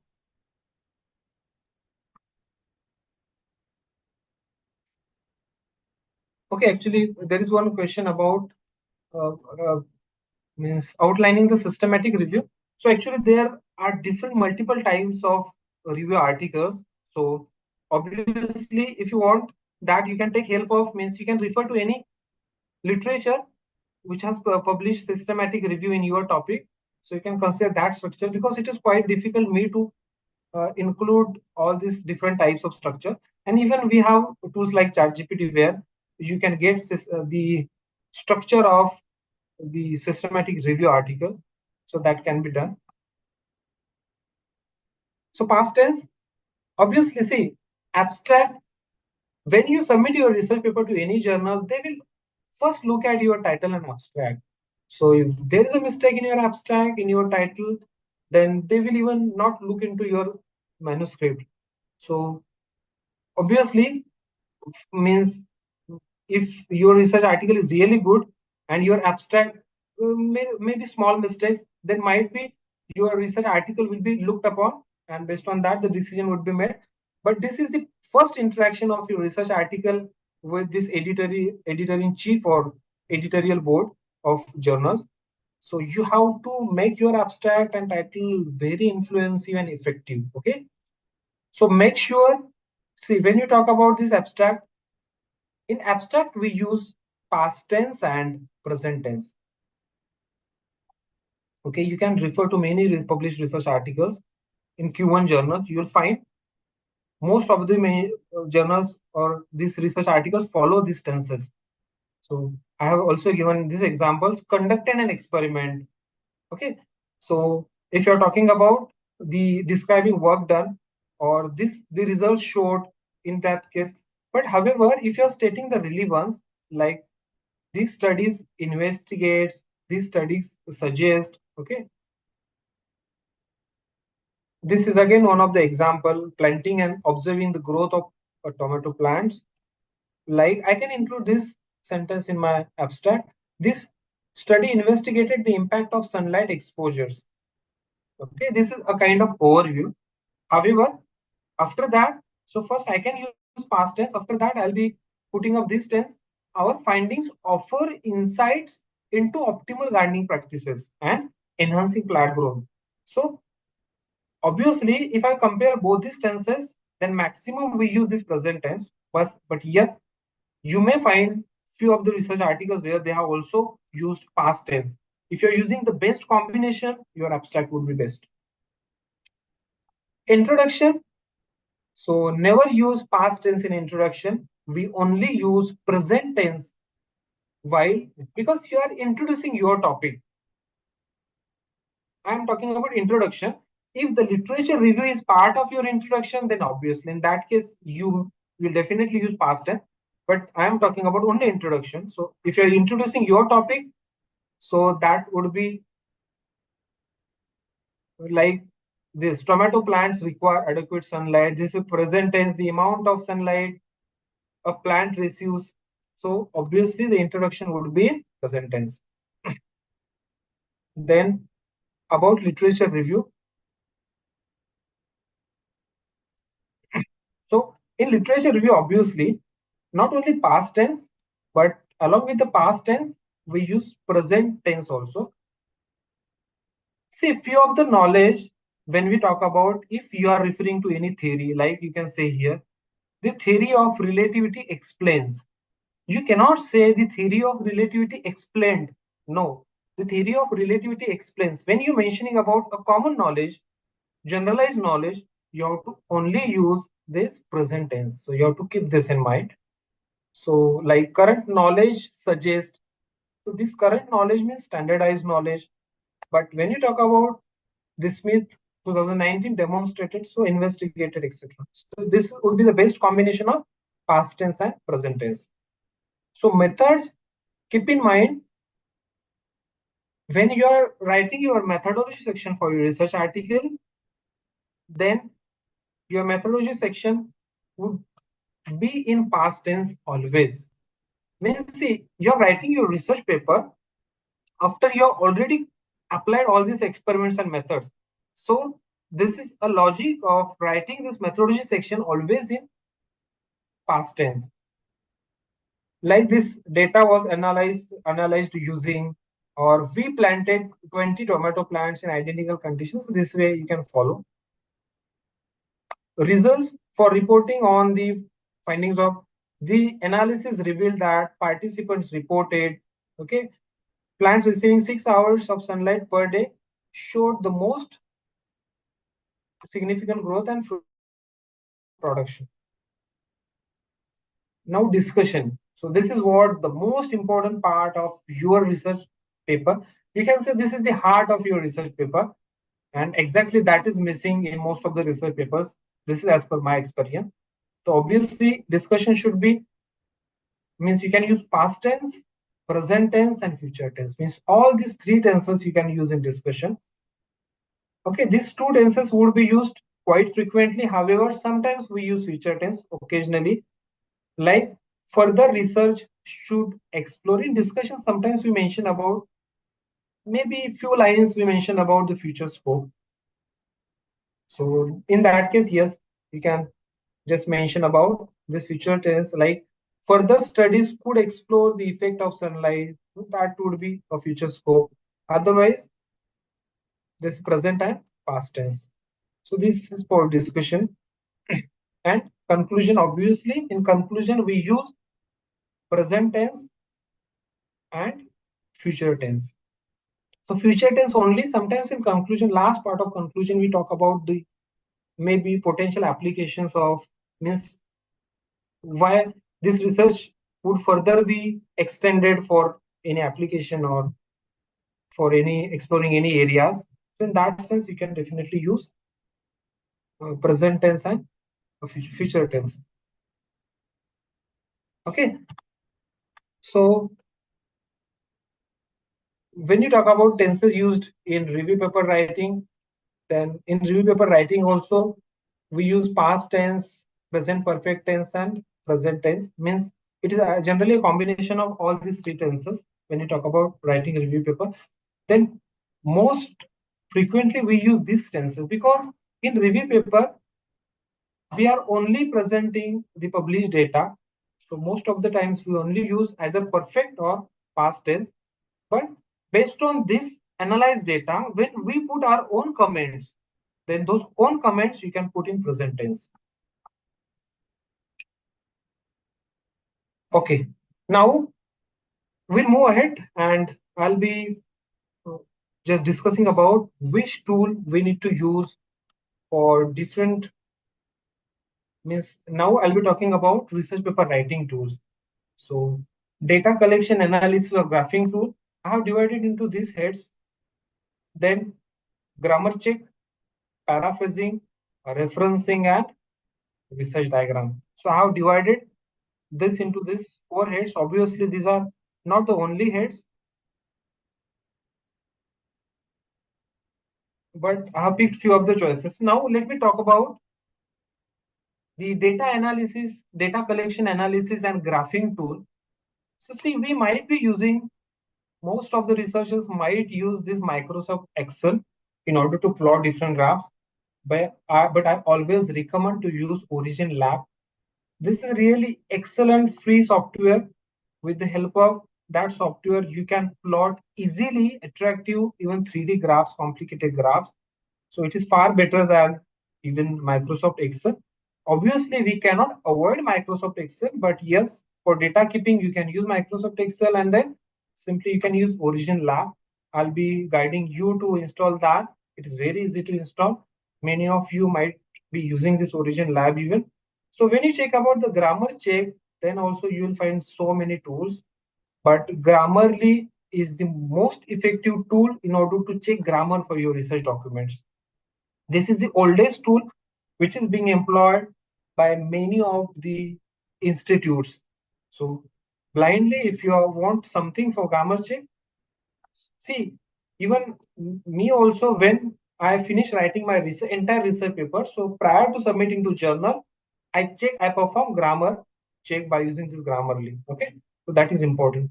Paraphrasing, if you want to reduce the plagiarism by using paraphrasing, you cannot reduce AI score. So keep this in mind.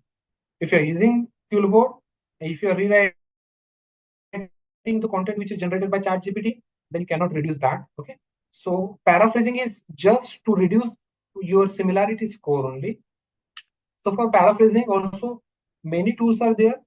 So I'll recommend you to use ChatGPT, Toolboard.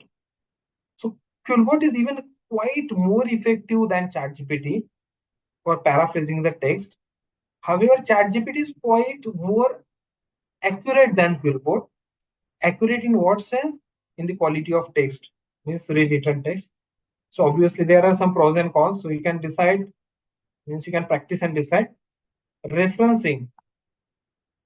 See, this is again really the most important thing.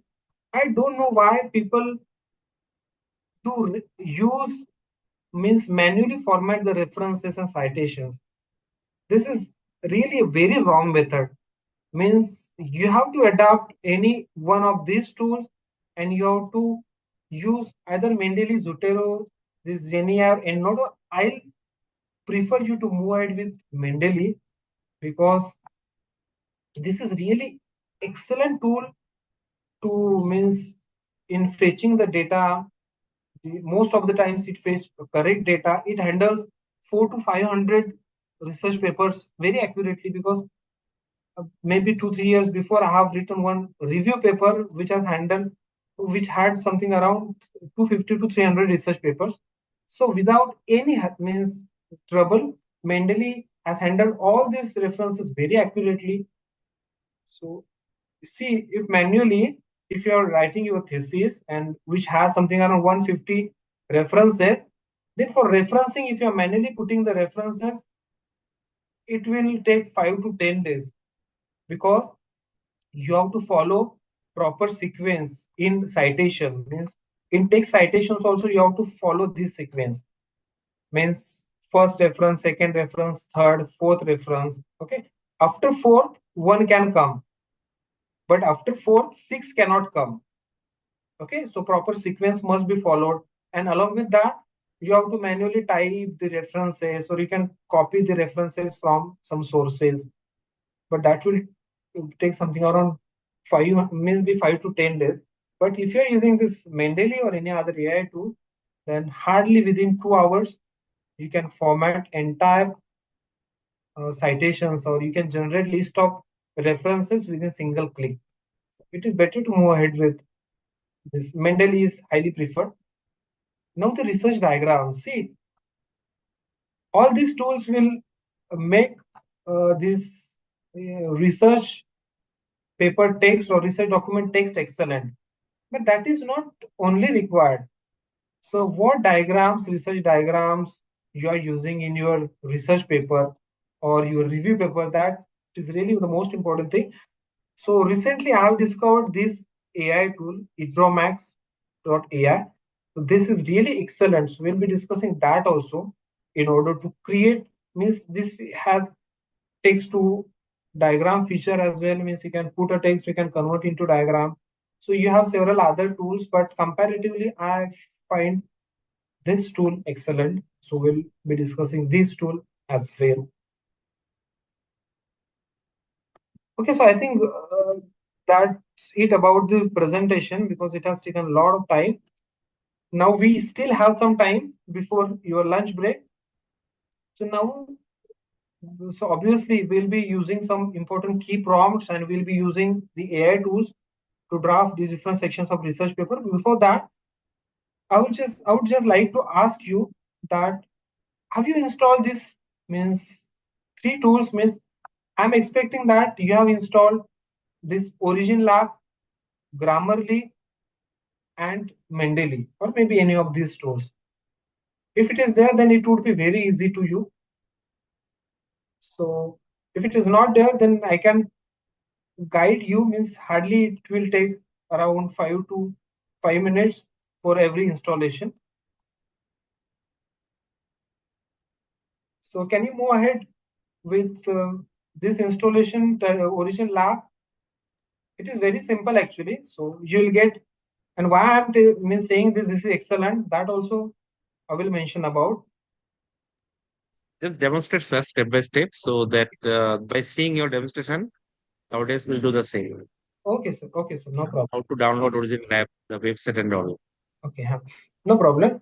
So see, this is the main homepage of Origin Lab. So you can search for Origin Lab in your search engine, because you all have access to your PCs or laptops. So you can simply search for Origin Lab on any search engine.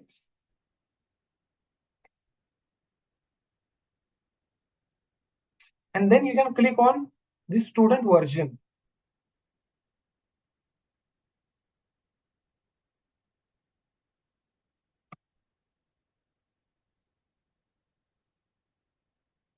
Even I'll do along with you. So Origin Lab, I searched, then I clicked on the student version.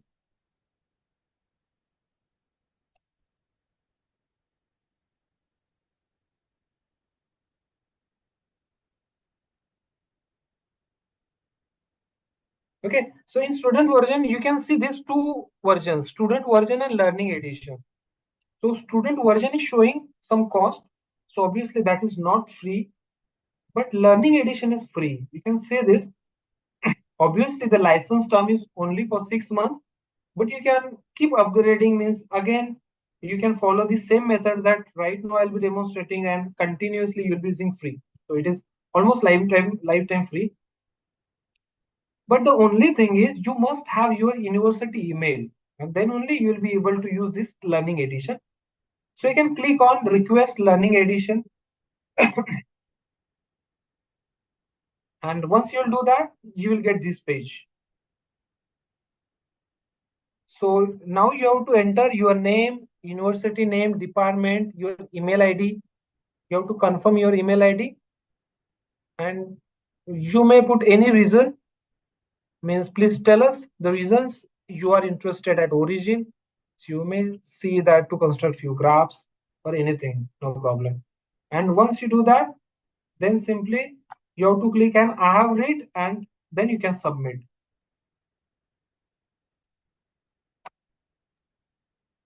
Participant can unmute and you can ask in between if you have getting any trouble.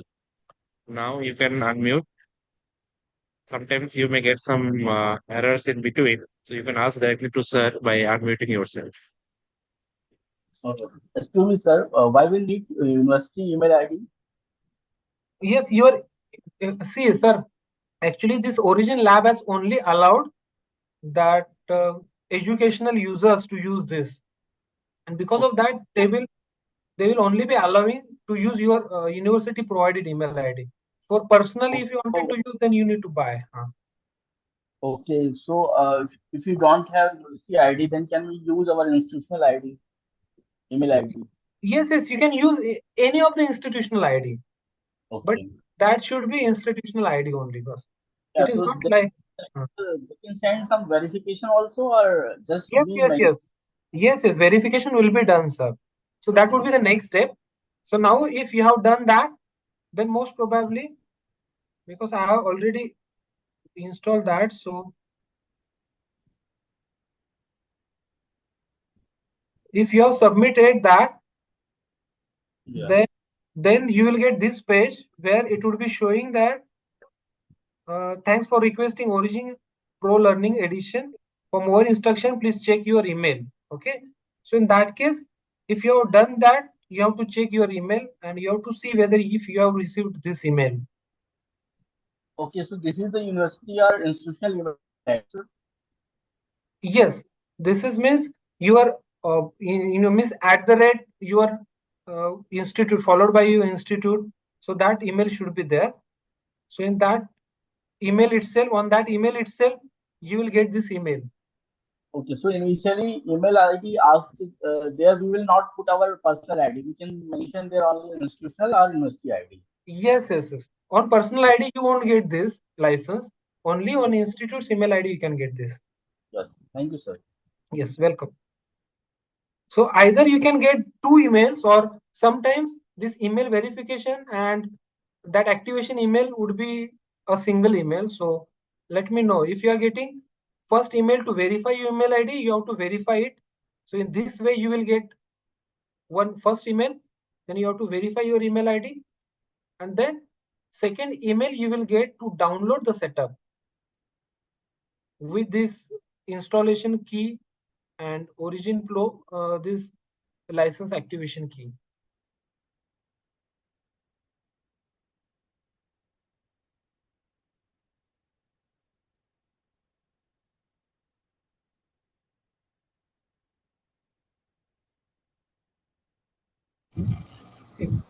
Sir, I'm using a government .in ID, but it is not recognizing it. Won't it? Mhm. Actually, I don't know what is happening, but most of the times, if it is institutional ID, means what is your email ID? Means will you please mention in the chat box so that I'll get better idea? Means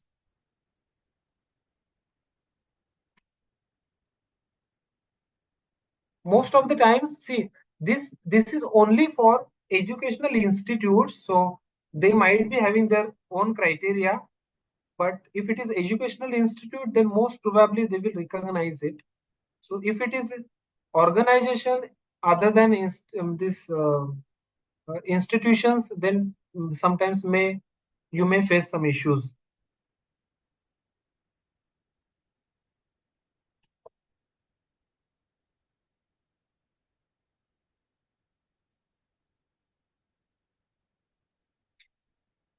Or you might have, means you have one other option. If your colleague has, okay, so in that case, ma'am, there is a problem because uh, this will not recognize it. Most of the times it is for educational, because they have enabled this license for educational institutes.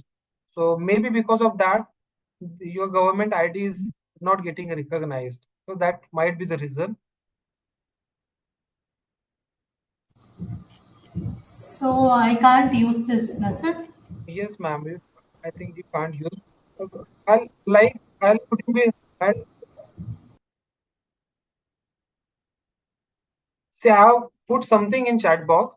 Like if I'm using in this way, or maybe at edu.in or something like that, then most probably it will easily recognize. So because they have enabled this only for these institutions, not for organizations. And see, there might be many problems during this installation. So if you are not getting this email, then also no problem, because you can, if there's your colleague, you can just talk to them, because this license can be used on 12 PCs. So even a single user can have got this installation link and all, then you may enable that for multiple PCs. So that can be possible. So you can take help of those colleagues and you can install that on your PC. So installation is quite easy. You have to only means enter this during installation. So can anybody please tell me, have you installed that in chat box?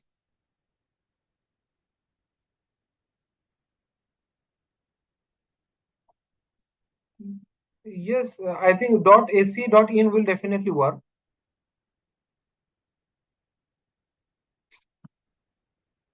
Okay, do let me know if you have finished installation, because so that I'll get an idea. It is very simple. Just through this link you have to download. As I have already installed it, so I cannot reinstall. So you have to simply download, and this you have to put this code into it so that your version would be activated.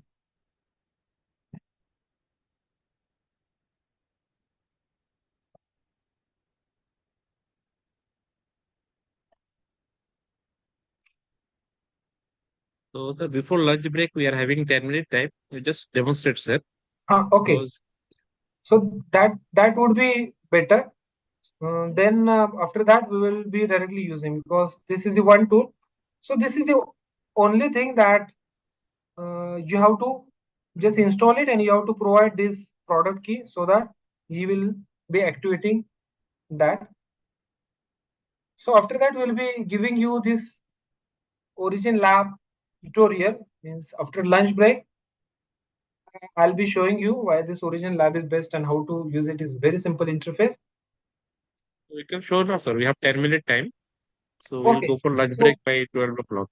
Yeah. So what I am thinking is, sir, this before demonstrating is, it is better to tell them about this Mendeley so that they will be installing the same as well. So that Okay, after okay. lunch break will be the only demonstration would be there. Yes, yes, yes. Fine, Okay. sir.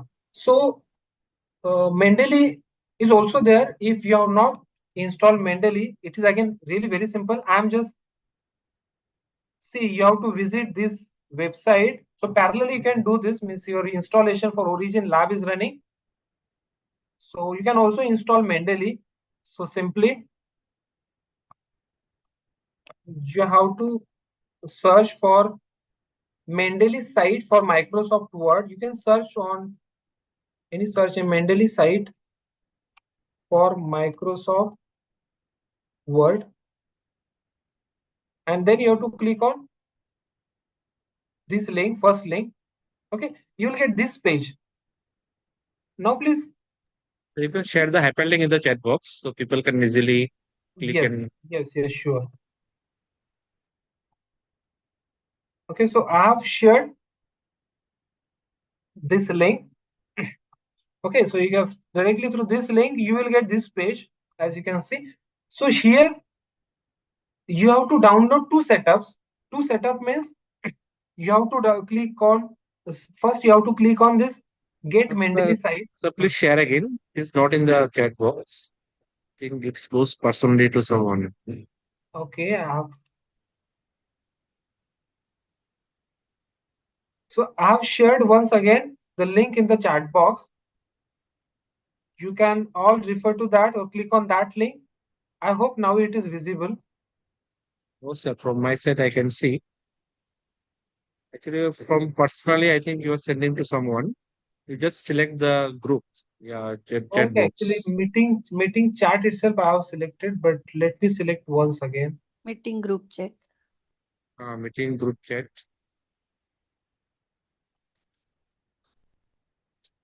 Okay. Meeting group chat. You just select meeting group chat. Okay, okay, sir. 1 minute.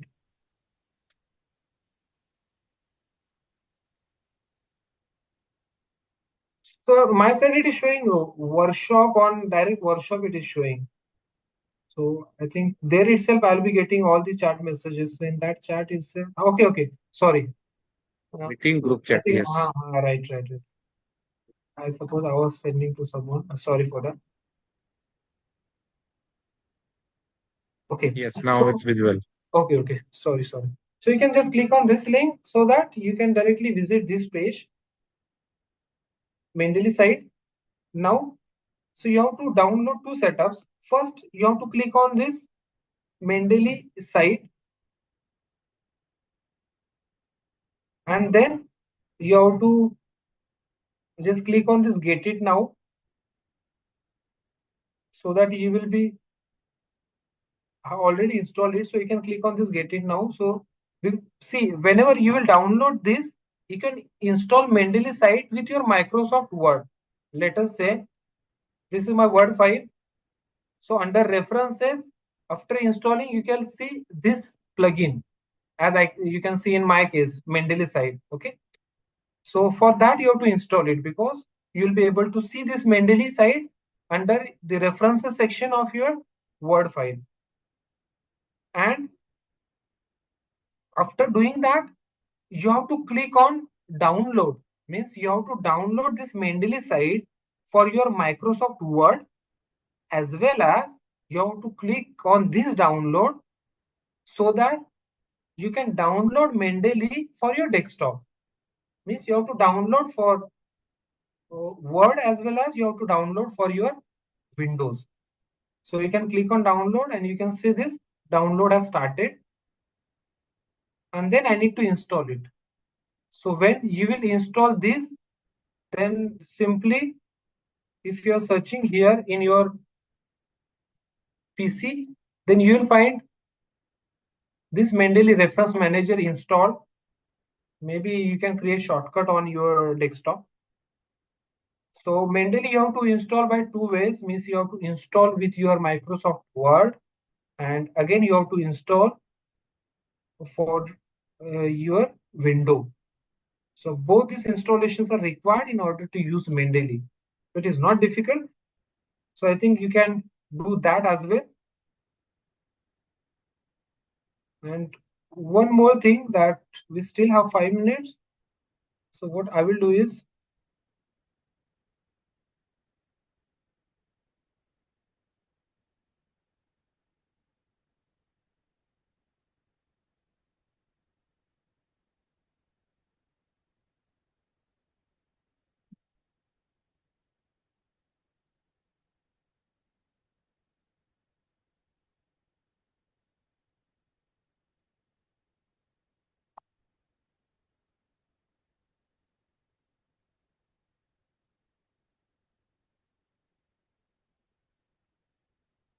okay. So one more link I have shared in the chat board.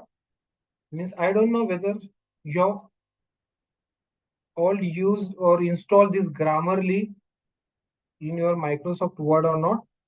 But I've shared the link in the chat board. So you can click on that link.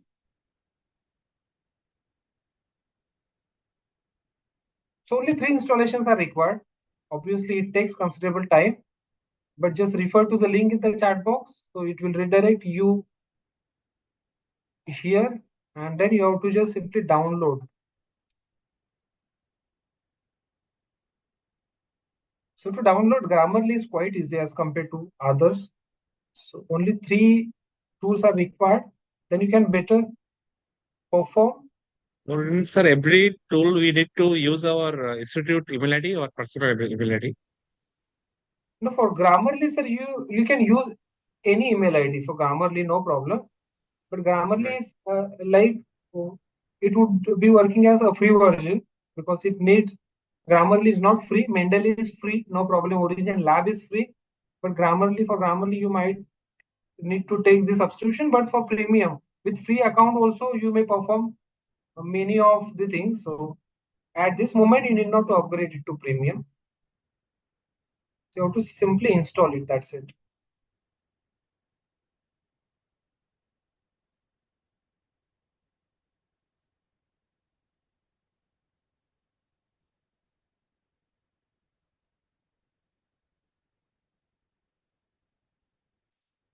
We can download this setup through that link. Manually we downloaded for Word. Okay, good. So similarly, another option you said is not reflected. Okay. So another option is, now if you have downloaded Mendeley for Word, then through this page, you have this option. Means you have to click on, see, you have downloaded Mendeley site through this option, get Mendeley site. Now you have to click on this download option, and then you have to click on download now for Windows. Then you will be able to download for Windows.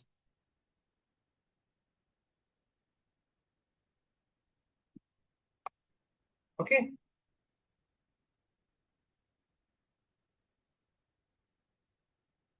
So I think these are the only three tools you have to download, and after that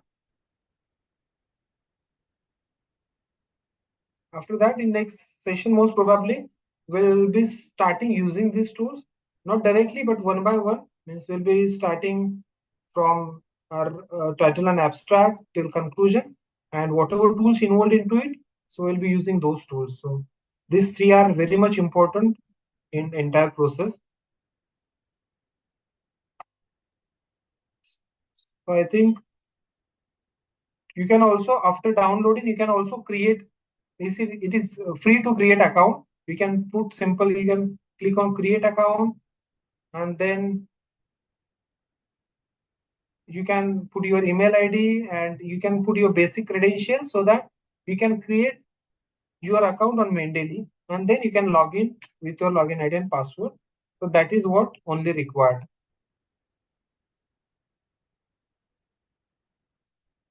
If you still have any questions for these three installation, you can let me know.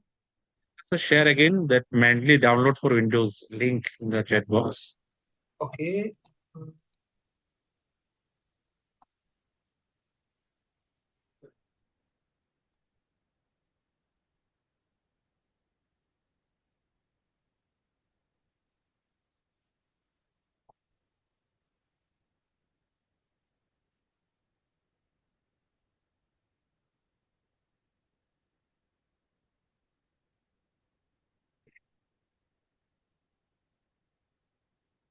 Okay, I have shared the link through which you can download Mendeley for Windows.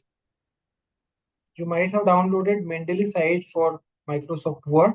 So through this option, you can download Mendeley for Windows, and you can create.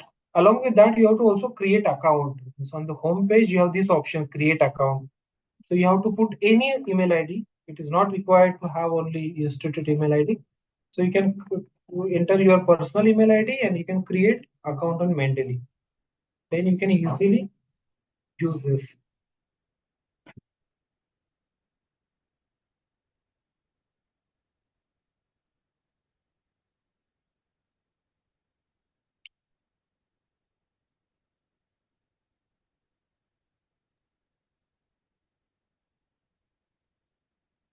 Sir, on that case, we can now take a break of 30 minutes. So, Yes, sir. In that time, they may be able to install that, and we'll start directly. Demonstration will start yes. at 12:30. Yes, sir. So now, dear participant, you can please take your lunch quickly. So by 12:30 sharp, we'll come again and we will start our process of demonstration of different tools. So I believe that the next session will be more hands-on. So please come with your laptop and you should use it to learn it how to prepare a review article or research article with the different tools. Right, sir? So we'll be back after 30 minutes. Okay, sir. Okay, sir.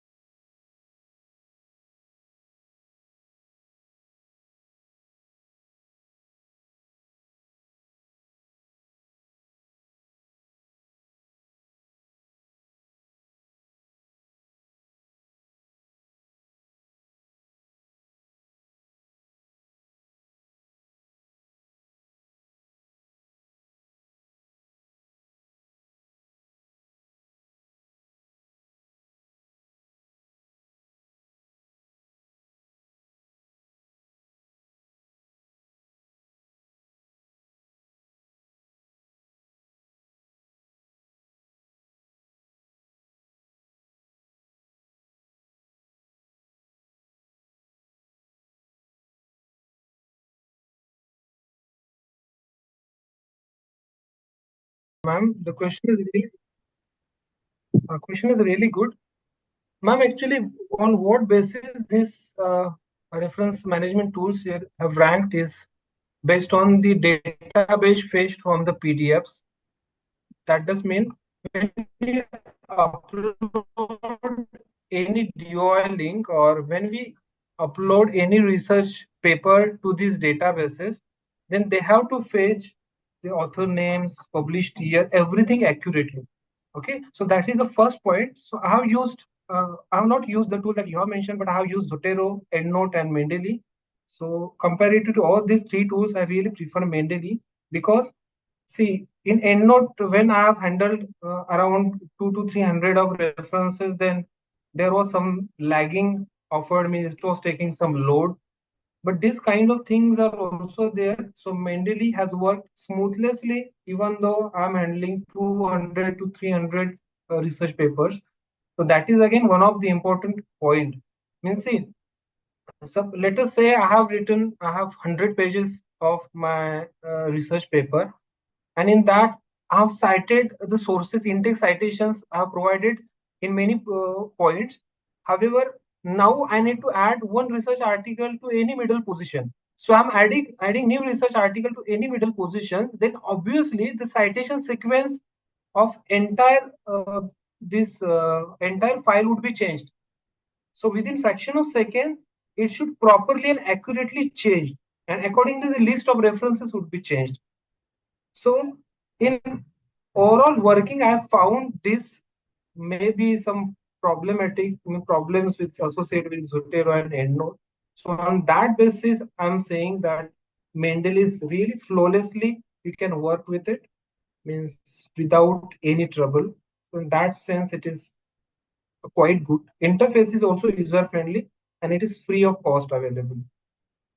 By considering these 3 points, obviously, but still, I'm not saying only use only Mendeley. If you have means you are having expertism with any other tool, then definitely you can move ahead. But the only thing is you should use it effectively, and obviously it is as per everyone's convenience. If they are using EndNote, then I will not tell them to use Mendeley. If they are quite means if they are handling right 40 to 70 research papers for writing 70 references, then I think Zotero EndNote will also work better, no problem. So that would be my own views based on my working styles. I found Mendeley is good, but that is not always true for everyone. Somebody will feel EndNote is better. So obviously, you can use that. Yes, thank you, sir. Okay, let's go. So, I think we can now restart our post-lunch session. So now the time is 12:37. So, sir, please you can start your session. Okay, yes, sir. Let me share my screen first.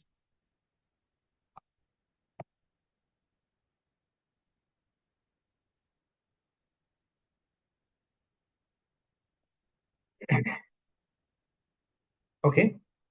So now, before I move ahead, this discussing about how you can write individual sections and how you can take help of this AI tools. So let me just briefly mention about this Origin Pro. Even within this time period, it is not possible to just work on everything. So you may take some time, no problem. So now let me just briefly explain about this origin. 1 minute.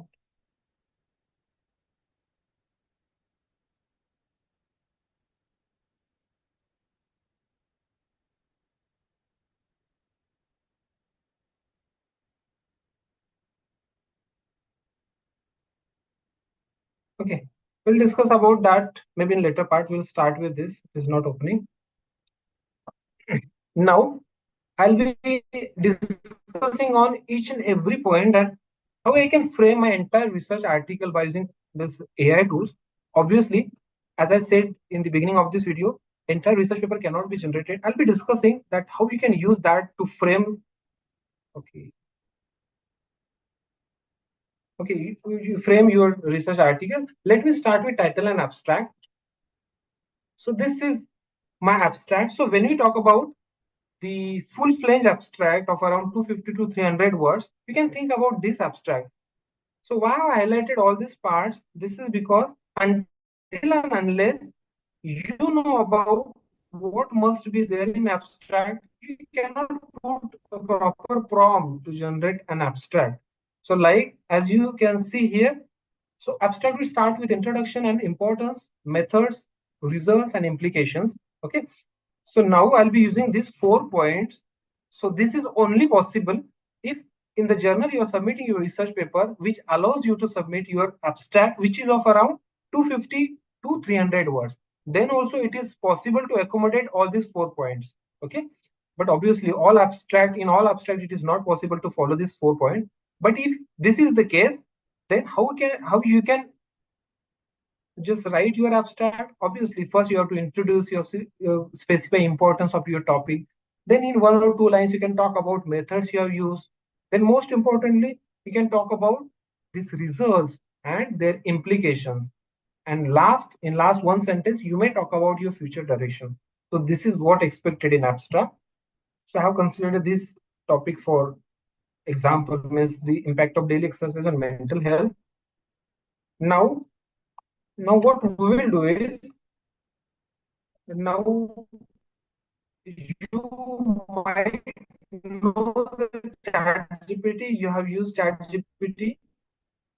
So you can use this prompt most in chat box so that you can use it. And we will consider any topic. Okay. I have pasted this prompt. You may simply copy that prompt. So what is this prompt? Is all about, you should know, write an abstract on. So you have to first understand about this chat. What I have written, write an abstract for a research paper on. See, now let us say you have not finalized the title for your research paper, okay? But you have a rough title. That is also fine. So you can put a rough title here. So let us say we will take the same example, or you may take the example of the research paper that you are writing, okay? And you have to simply just put that title here and then follow this sequence or follow this flow. See, the AI tools, you can train AI tools in such a way that you can only extract very specific information that you want. So when you can do that, when you are very specific in your prompt, for that, what you can mention here, title, follow this flow, then which flow? Follow introduction and importance, methods, results, implications, and future directions. So I have to mention that now. See, in methods, I have mentioned few methods in short. So here also, because see, you know about your research article, so you might know that what kind of testing you have performed, whether you have performed some optical or SEM microscopy, whether if you have performed XRD or any other experimental technique you have performed. So roughly you have to mention here, and then results you have to mention few key results. Means that is what I am saying, that obviously you have carried out research, you have some methods, you have some results. Now you have to only shape your research writing. So that is why you can easily do by using this AI tools. So here also you have to roughly mention this key results, and then you can ask ChatGPT as ensure the abstract is clear and concise. Keep the abstract within 150 to 250 words, suitable for journal submission. So now we will consider. Now I will do the same thing, that I will use this chat GPT. So this is the new window. So here in chat GPT also, You can use its free version, no problem. Sir, your voice is breaking. I think there is Okay, some the internet main problem from your side. Nilesh you sir. want to section, then definitely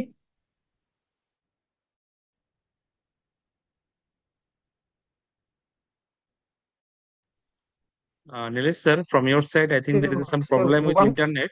Can you please minute. reconnect again? Nilesh sir, am I audible? Hello? Yeah, sir, actually your network connection is Now, quite low. Can you please now, log out and log in again? Because network connection is very low. Voice is breaking continuously.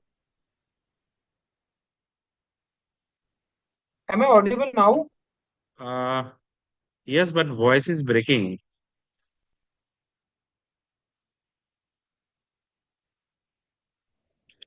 Sir, try to reconnect again because the network went showing very low from your side and voice is continuously breaking.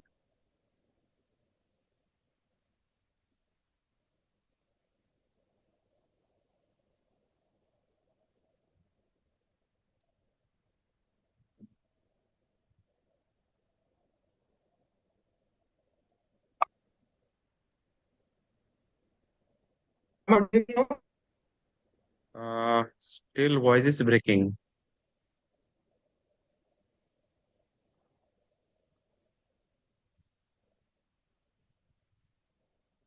Sorry, you can just log out and log in again. So maybe it will improve.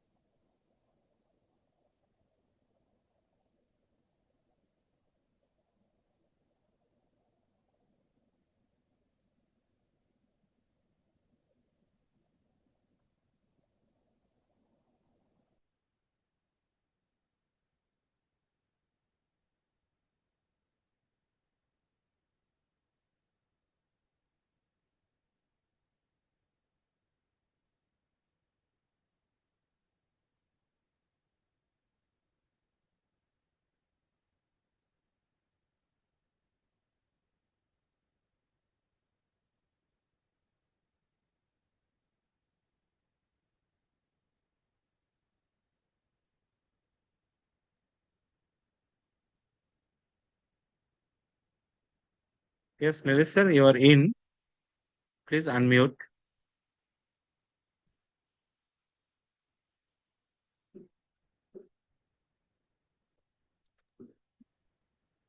Hello, am I audible?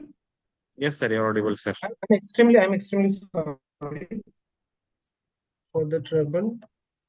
So, let me just. Yeah, network connection is showing some low bandwidth. So this is the issue. Okay, right. There's a problem for Wi-Fi. I don't know why. So I think now I'm properly audible. Yes, yes, yes. Okay, sir, please continue. Okay.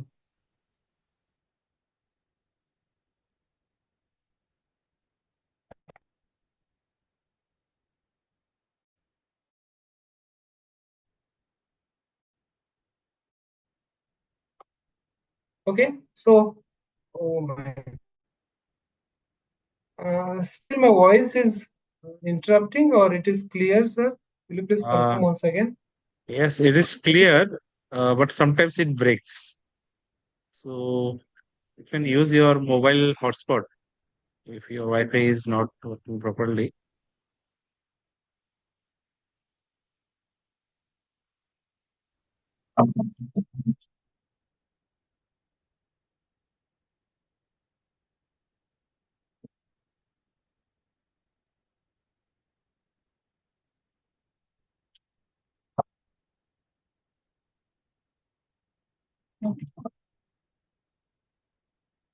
Uh, is it okay now, sir?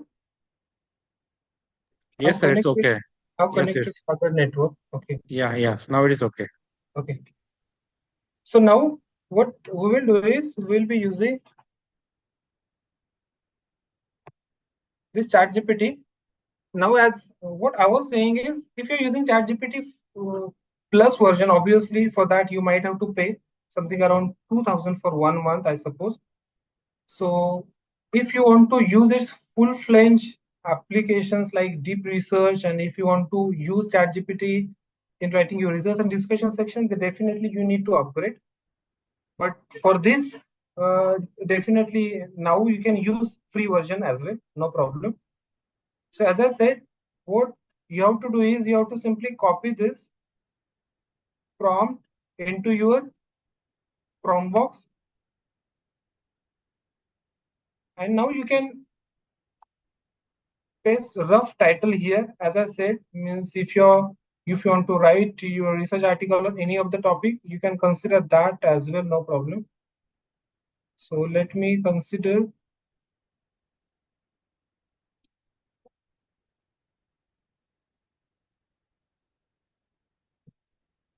I consider.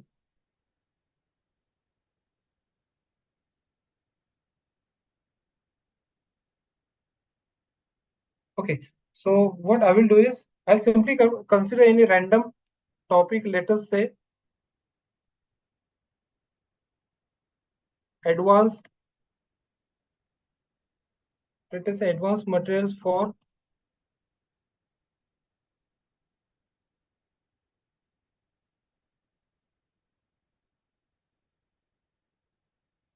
advanced metals.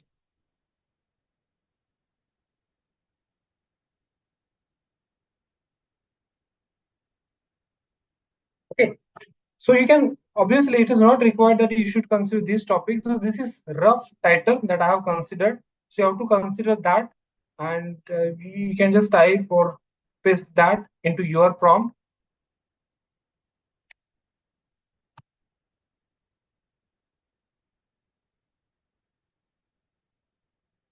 And then here also you can just, in short, in short, you can mention about which types of test you have carried out. So you can say, let us say, I have carried out scanning electron microscopy, and then transmission electron microscopy. So obviously in detail, you need not to mention anything. Any other technique if you have mentioned, you can clear. And the results, what results you are expecting.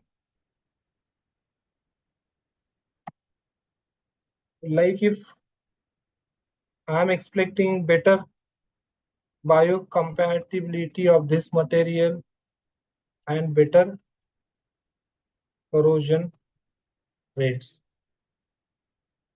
Okay, so if this is the prompt, then simply you can enter.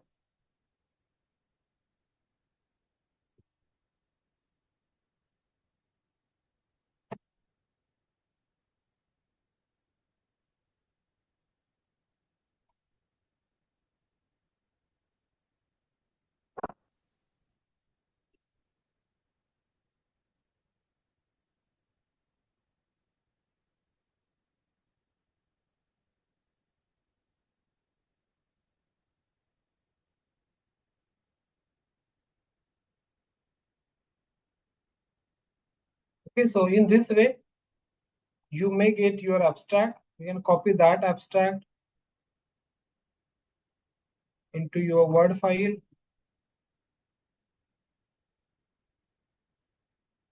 Okay, so this is my abstract. Now, I hope you have done that also.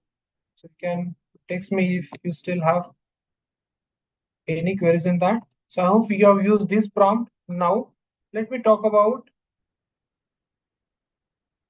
the second part. So see, many of the journals will allow you to submit the abstract of around only 100 words or 150 words. So in that case, it is really not possible to accommodate all these 4 points. So in that case, simply you can little bit more modify your abstract. Like here, as I can say, follow this flow. So you can exclude few of the points: result, introduction, importance, methods, results, and implications. This was the first abstract. Okay, so here you can see that only one line is of introduction, and the remaining all lines which includes most of the results and implications. So future scope also I have excluded, and have even this one line I have included, which is of around methods. So even you can exclude that. Here you can see you can exclude that if it is only 100 words. Means the main important heart of the abstract is important results and their implications. So you can exclude this introduction part. So you can exclude the future scope part. So you can simply in this prompt. So you can exclude this part, introduction and importance. So or even sometimes methods. So if it is only 100 words, directly you can talk about your results and some implications. Okay. So in that way, you can just frame your prompt in order to get your abstract. Now, okay, so this is actually a review paper. If you want to write abstract for your review paper, then simply you may consider these 3 points like background and scope, your major findings and implications, and your future directions. Okay, there won't be any kind of research and discussion section in review paper, and you can just modify your prompt in this way: background and scope, main findings and implication. And similar to that, you can put your rough title, mention few of the findings, means what you wanted to just convey through this review. Means I have I have referred 100 of the research articles, but what I'm expecting to draw some conclusions out of it. So you can mention those here in case of review paper. Now, once you draft your abstract, then the second step is to uh, go for your title. Okay, means from abstract itself you can draft your title. See, the title is really very much important, and as we can see here, your title should be concise and clear. So I have given the example as well. So this is concise and clear title. So it cannot be like an examination of how working remotely has affected. So this is a lengthy one. Then it should be a like of one phrase summary. So it is not, title is never falls under the category of sentences or statements. It is a simple one phrase summary, and generally your title should be 8 to 17 words. Means if it is, let's see, this is not a thumb rule, then it should be of 8 words or 70 words. But if you observe many published research articles, your title will fall under within from 8 to 17 words. If it is less than 8 words, it is really very short to specify the things or title, and it is more than 17, then it becomes lengthy. So you have to avoid lengthy titles as well as you need to avoid short titles. So most of the times it should lie in between 8 to 17 words. Now in order to prepare for your title, you can simply, what you can do is, I'll be using this prompt. Okay, I'll be putting this prompt in chat box as well. So you can use that.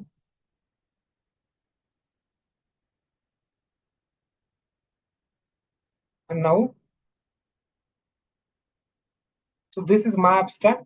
So I'll be copying that. But before that, I'll go to my chat GPT again. I'll paste this prompt, write a title for.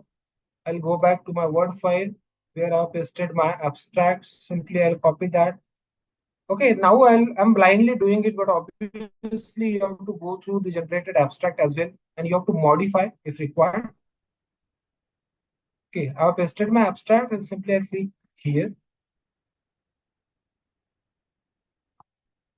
So I've got this choice: enhanced corrosion resistance and biocompatibility of these alloys. So I can copy that. If you want other choices, you can just put that prompt here that you need several other choices, and based on that you can pick the suitable title for your research paper. And simply now I would like to paste my title here.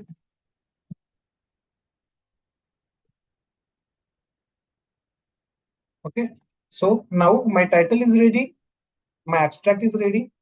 Now we can turn toward the third point, which is introduction. sorry. So before introduction, we need to take care of these keywords. See keywords, why keywords are important? Right after the title, abstract, we need to put maybe few of the keywords. So obviously keywords are really very much important because they will improve the discoverability of your published articles. Let us say if you have published any specific research article, and if that research article is getting citations, then only your citation score will improve. Okay. So that is the reputation of researcher, means how many citations, number of citations, H index, I index this researcher has.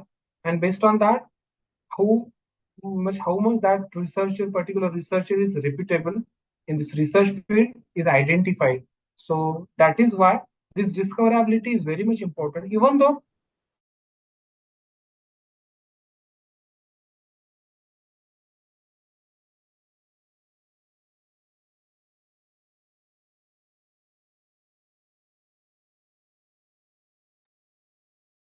Again, problem with your bandwidth. No sound sir, from your side.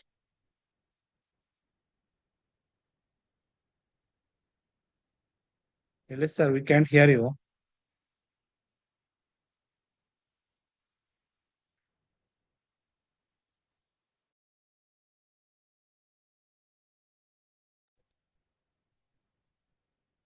Nilesh sir, are you there?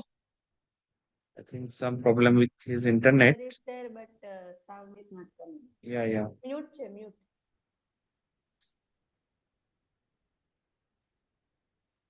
Sir, you are mute. Nilesh sir, are you there? hello. Yes, sir.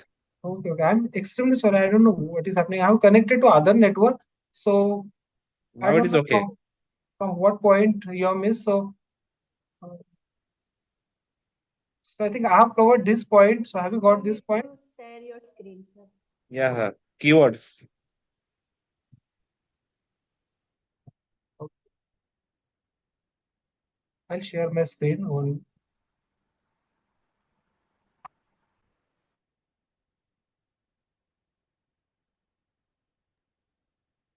Yes, screen is there. Okay. So I'm talking about the keywords. So I was covering this point, means about discoverability. Means I have covered this point so far, or I need to mention this. I don't know. Means when this. You covered, sir. You already discussed this point, and Okay. the prompt is not yet discussed for these keywords. Okay. Now we will be using this prompt especially in order to generate most specific keywords related to your research paper.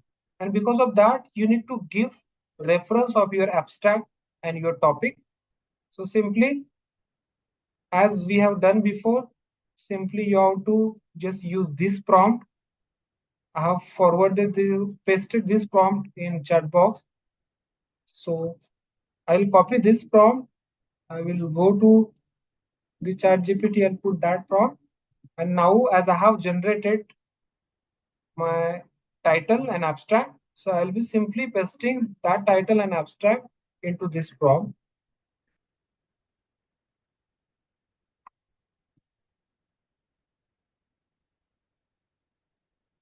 So if you're considering any other topic, definitely you can paste your title and then abstract. So why this is required? Because then only you will be getting, if you are giving reference of your abstract and title, then only you will be getting very specific keywords, and that is really very much important. And then by doing that, okay, now you can see this around 7 keywords have suggested. So I can then copy these keywords back into my Word file. So obviously I have to format that, which would be separated by comma. Okay, so I can do that, no problem. So I hope this is a very simple thing to do. So I hope you have all done that.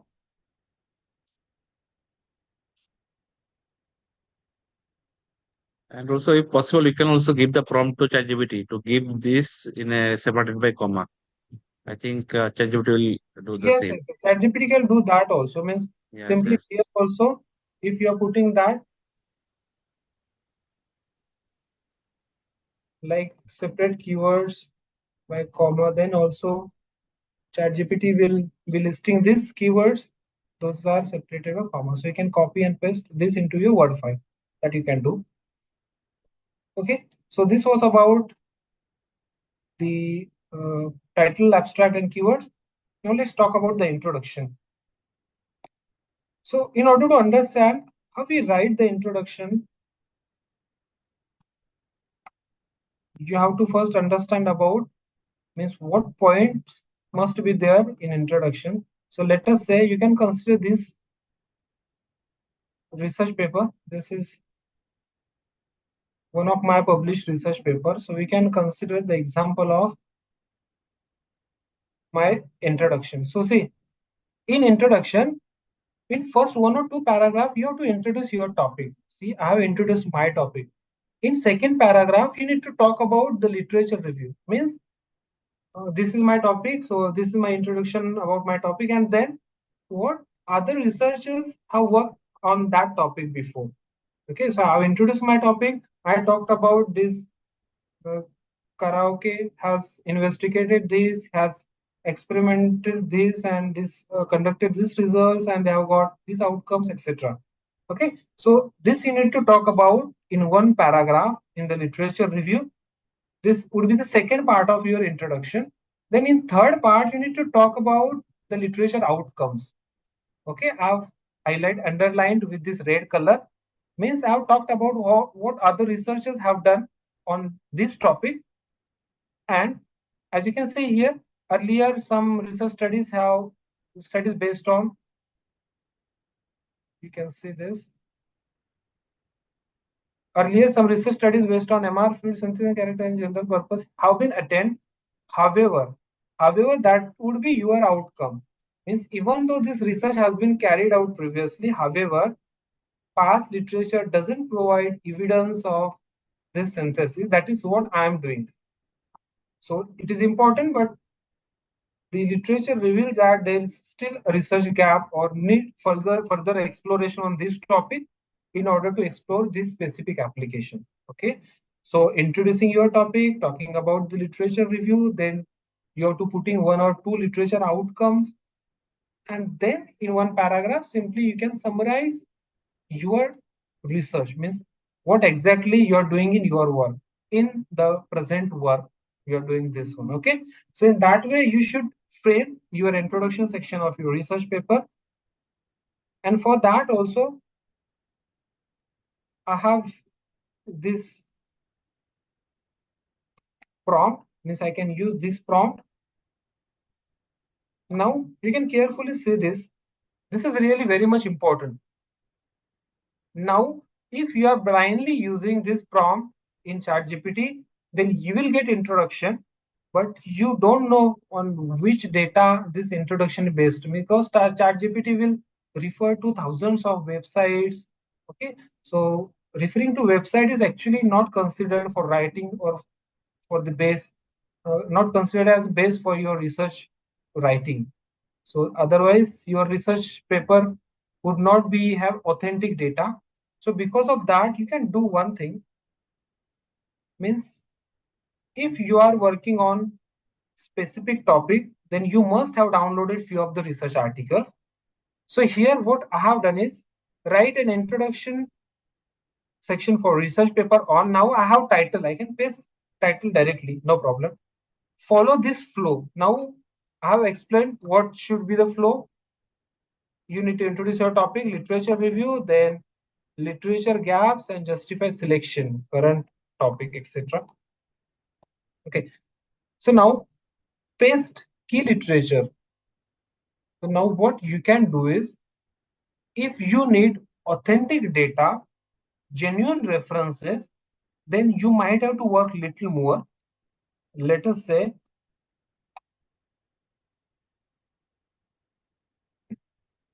so now I hope you might have installed Mendeley. or you may be installing Mendeley later, no problem. So I would just like to open this Mendeley.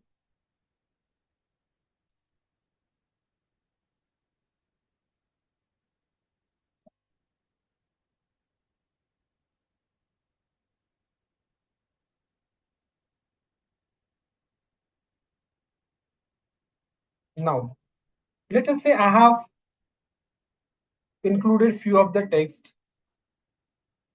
here. I'm considering this for example, and now I have to provide the citations.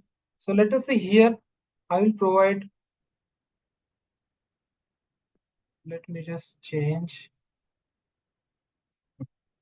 Now here I'll be providing these citations 1, 2, 3, 4.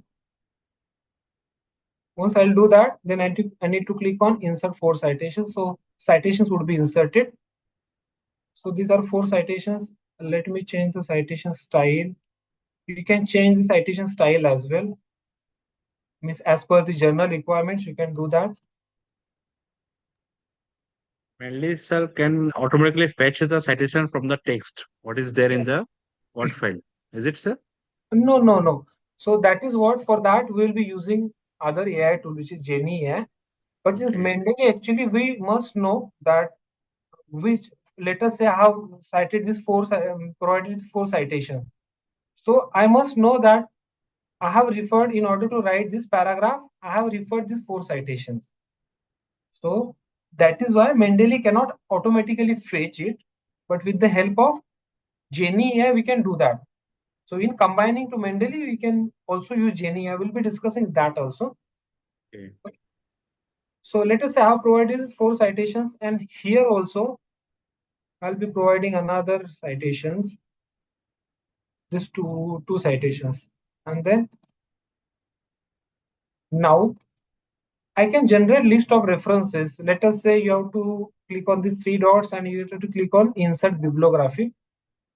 So Mendeley has created this list of references. So in this way, this will really help a lot. But obviously, as sir said, which was really a very genuine question, because at the time of writing, you have to, let us say I have written this paragraph, then into bracket, for your understanding, you have to write those authors' names and published year. So that after you, so most of the times what we do is we write research article first, and then the last point we start providing citations and references. But at the time of writing, I put somewhere, let us say I know that for, in order to write this, I have referred any specific articles. So into bracket I write those authors names and published year, so it becomes very easy to me at the last point to cite the article. So that is required. However, as sir said, means let us say you have written this paragraph and you don't know about, means you forgot about, because you have written 40 pages and now you don't know exactly which text you referred in order to write this paragraph, then that you can do with the help of this Genie AI. So for that, this Genie AI is really excellent. Means let us say, so this is again very simple interface. You can just logged in, have many videos even published on the Genie AI. Very simple interface. So let us say I have pasted one paragraph. So this is the paragraph. Now you can see that. Just please show the from the beginning how to find out the journey, because there are many audience might not be knowing about journey. So from the Google, how to find out and how to log in. Sure, You can sure, also sir. show. Yes, sir. Sure. So obviously, to use Genie also you have to sign up. Simply you can search for Genie AI, and then this is the main homepage. After that, if you are using for the first time, then you have to sign up. Now I have already have my account, so this is the main homepage of the Genie. So you have to click on this option, login. So now I already have an account, so it has directly logged in. But if you don't have logged in yet, it will ask you to provide login ID and password. Okay. And when you will first visit this Genie interface, then so you will get this window. Means what you are writing today. You can specify if you need any specific outline. Let us say if you are writing a specific research article, you can mention here. Then you can get outline, no outline, or you may get standard outline or creating headings. So in this way also it will help. So if you don't want to create from here, you can simply close this. Okay, so this is what is the main homepage of this journey. So once you log in, you will be getting this homepage. Now let us say what I will do is I'll just copy this paragraph from here to let us say this is my research paper. I'll paste my paragraph here and I will remove these citations because now I don't know from where this text has been taken. So with Genie, it is really very simple. So for that, you can definitely use Genie. Yeah? Let us say I need to provide citation for this text. So you have to select that text. So once you select that text, so you have this option, cite. So you can click on the cite. So if you want, sometime you can take. If you are using parallelly, then I can wait, no problem. But just go and use because if you are new to Genie, then you might have to sign up. So it will take maybe 2 to 5 minutes. So you can parallelly do that. So now you will see that I have selected that paragraph. And as it is based on magnesium alloy, you can see this. Genie AI has suggested research articles. Those are based on this selected text. Means here, the most important thing is you can also get to know about the number of citations. Let us say this research article is cited by 20, this is article cited by 15. Okay, so it is really better to include the references of highly cited research articles. Means that would form a very strong base for your research article. And now let us say if this is the right research article, I can click on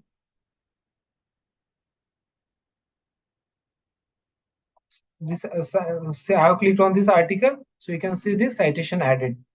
And you will see this, the citation is added. Simply it is added here, but no problem. You can just, it would be added to the cursor position. So you can copy and paste into the required position. Okay, I need this citation somewhere here. So I can paste that here, no problem. Okay, or you can remove the citations from here. So in this way, if you don't know that you have written the text, but from where you have taken it, then definitely this is really the good platform. And not only that, but also similar to ChatGPT, also you can use on the left side, as you can see, AI chat option is also there. So you can click on that. So similar to ChatGPT also, you can put prompts here and you can get the information. But for this AI chat, the ChatGPT is more advanced. So I'm recommending that do not use this feature of this GenAI. So better you can use ChatGPT. But obviously for providing missing citations, you can definitely use to track the citations. Okay. And on the same times, you can see this list of references would be generated. So you can change the style from here as well. Okay. So this was about why I have explained this part to you.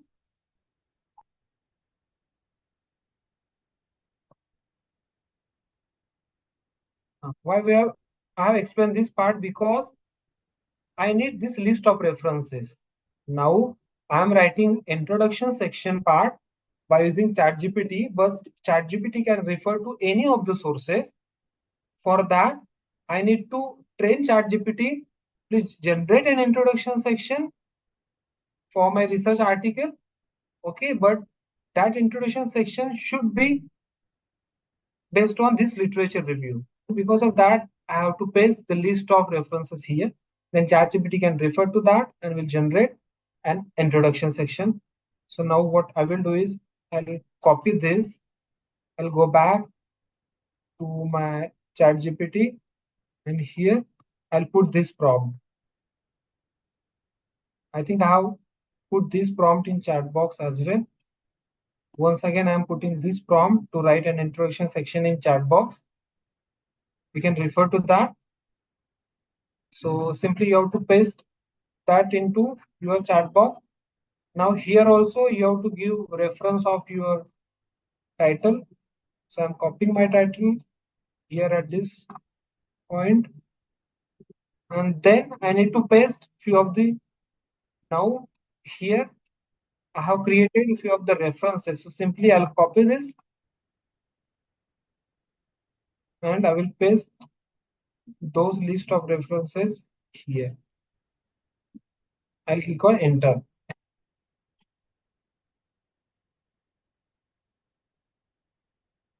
So now you can see this information will be based on the research articles, those I have inserted here within this prompt. So it is also showing that from which research article, means in order to write specific the sentences, which research article is referred. Okay, so in that you can, in that way you can just generate introduction section for your research paper, and you can rely on that. But before giving reference of any literature, if you are simply generating introduction section, then that may refer to any of the irrelevant websites and you will lose authenticity of your data.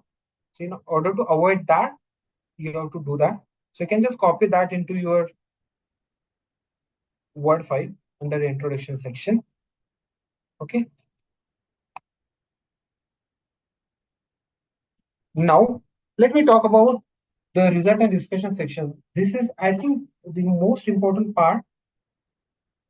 Means, as I said, so see, till now I'm only discussing about the chat GPT, but in my experience I believe that obviously I'll be, as I said, we have discussed about Jenny. I will also be discussing about PaperPal. That is also one of the most important tool.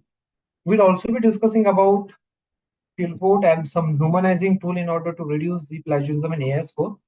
But as far as this writing is concerned, ChatGPT is really an excellent, if you compare the quality of the generated text, then as compared to other AI tools, ChatGPT is better. I used many AI tools, including Perplexity and this answer this.ai, manuscript.ai. I've compared all the text, and by doing that,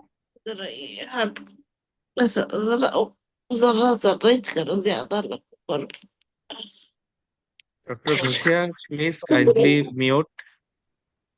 okay. Dr. दोषा Ghosia. क्या colour है फातिमा दोषा लगा रखा है दोषा So disturbance will not come. I think she is from Oman. She has joined this workshop. Anyway, I have just muted her. Please continue, sir. No problem, no problem. Now, now the most important thing that why I prefer you to use this ChatGPT Plus means if you could afford, then only you can move ahead. Because now if I want to generate, see, let us discuss about this point. I have I've plotted some graphs. Let us say I've plotted this chart. Okay, so obviously in order to plot this chart, I've performed a lot of efforts, and based on that only I've generated data, I've analyzed data, and then I have prepared this graph. But then if I'm really very weak at explaining this graph, then definitely this is absolutely ethical to make use of ChatGPT. Means you can make use of ChatGPT. So there are two ways. You can just write anything in your own words, that is first preferred, explaining this chart, and then you can rewrite by using ChatGPT. So this is one way. So that even though your English is not proper, but still whenever you will rewrite by using ChatGPT, your English would be corrected, and most probably that text won't be detected under AI because that will use corrective and generative type of algorithms, means both together. But as per my experience, you will get very low AI score in that case. So now what I will do is simply I will attach that graph. I will upload from computer. Means the graph that we need to, for graph, you need to generate your result and discussion section. You need to attach. Yes, sir. Sir, I have a doubt, please. Please, please. Sir, rather we are using sorry, directly in the Perplexity or the ChatGPT itself, we will get so many references. Directly we can use the reference, no, sir, we can copy it and paste it, rather going in this way. Okay, for introduction you are saying? Yes, sir. Okay. So the main thing is why I'm preferring you to use your own references, because if you are writing your introduction section, so you can first download really highly cited research article relevant to your research topic. Means let us say I'm writing my research paper on a specific topic, then I should include only specific number of references. So first I will download all these high quality references, research articles, and those only I will use in writing my research paper. So in that case, sir, it is better to just first download your own high quality research articles, then only you can move ahead. So that is better. So obviously you can take references generated, but most importantly you have to verify it, because Yes, sir. We have to verify. ChatGPT sometimes generate the fake references, means those are not genuine. So sometimes you will get correct as well. So it is, to avoid that, it is better to use your own sources. Okay. Okay, thank you. Okay. So now let us say I'll be considering this SCM image. I will click on open. Hello. Yes, ma'am. Sir? Yes, ma'am, you're audible. Yeah, I have a question.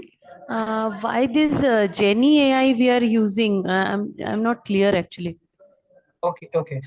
So, ma'am, actually, let us say if you have written your research paper, okay, and you forgot to put citations.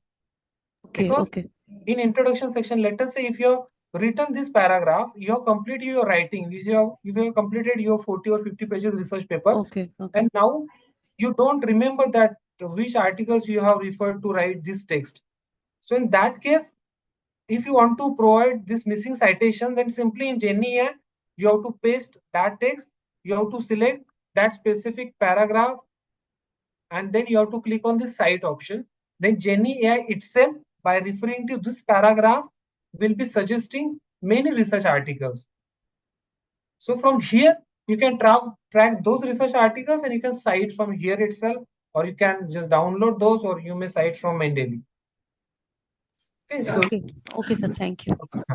Sir, if we have changed the wordings, the paragraph and all, also can it cite it?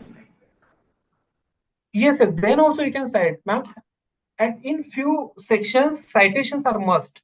Like in introduction section, citations are must.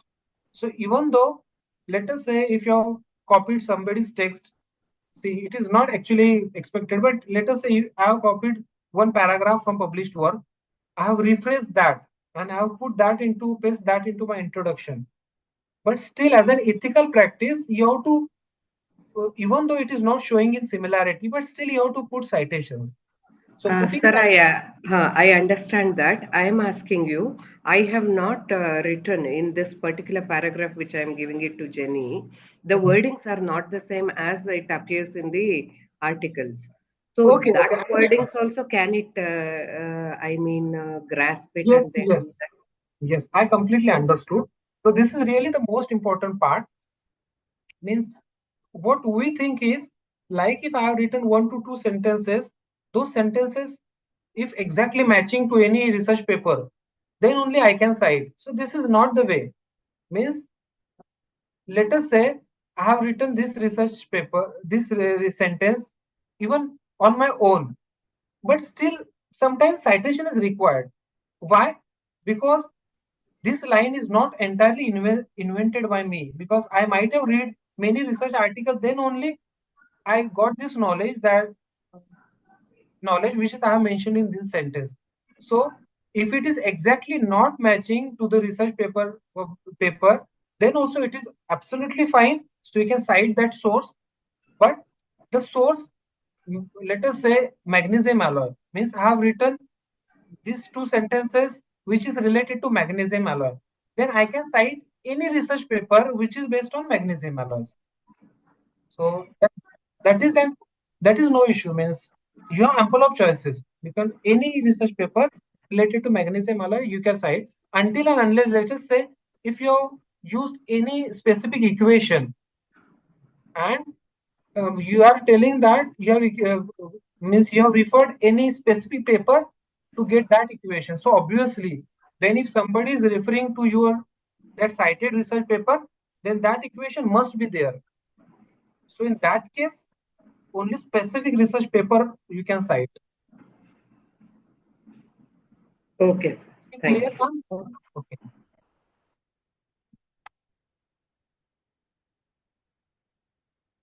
Okay. So let me talk about this. So what I have done is I have attached one figure, and now what I will do is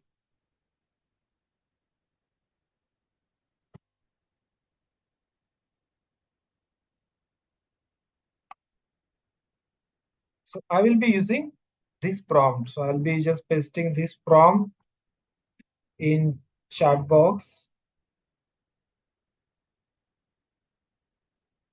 So you can use this. So I have attached that figure, and now I need to create result and discussion section for the attached figure. So I'll simply copying this prompt. So see, these are not the only standard prompt. So based on my knowledge, I have customized those prompts. But as per your need and your topic, you can obviously customize so that you may better yield best information. Now compose the result and discussion section and part of the attached figure. So I have attached figure. So if required, or if you have not mentioned anything on the image, then only in few words you can mention about what exactly the attached figure means. So quoted and unquoted. So simply in 4 words, I have explained what exactly the figure is. And then again, so just carefully go through this, detailing the essential aspects of the figure for research paper on. So title, again, you have to mention the title. But see, the main important thing is, if you are in continuous chat, means you have created one chat, and if you are continuously asking question, and obviously you have put this title before in prompt, then every time you need not to put this title. Obviously, it will refer to the that title by default, and it will take reference of that title. So if you are putting that, it is better. Otherwise, even if not, then also it is no problem. So here also, this is really very much important. So as we have done that while drafting your introduction section, you have to follow that while drafting your result and discussion section. In result and discussion section, what we do is, first simply we explain the result, and then we talk about these authors have also reported these types of results, they have got this value. So this is called as validation, means if you're putting some arguments, you're also discussing about literature, means similar kind of research, results have also been reported by these researchers. So that itself is a validation. So because of that, in discussion section, in results, need not to include any citations. But yes, in discussion section, we include the citations. Now, if I need only specific, means ChatGPT to refer only specific research articles, then I can copy these research articles and I can paste those research articles here. And then for a discussion part, I also provide index citations. So I can enter that. So now this, I have selected these research articles. Those are not exactly matching to the topic.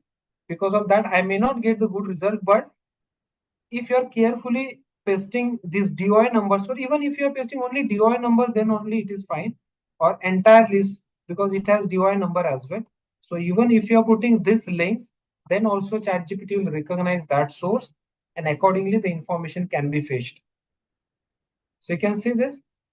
So first, ChatGPT has explained what exactly about this figure is, and then this is part of the discussion section where in-text citations have been provided. So in that way, again, same thing, you can copy this into your result and discussion section. And you can, first you have to include that figure. So in that way, see, you can also go through the text. I really think that the quality of the text that ChatGPT will generate is really excellent. And there is only a simple difference between right now, I'll be using this ChatGPT 4.0 model that comes with ChatGPT Plus. Yes, I'm using ChatGPT Plus subscription.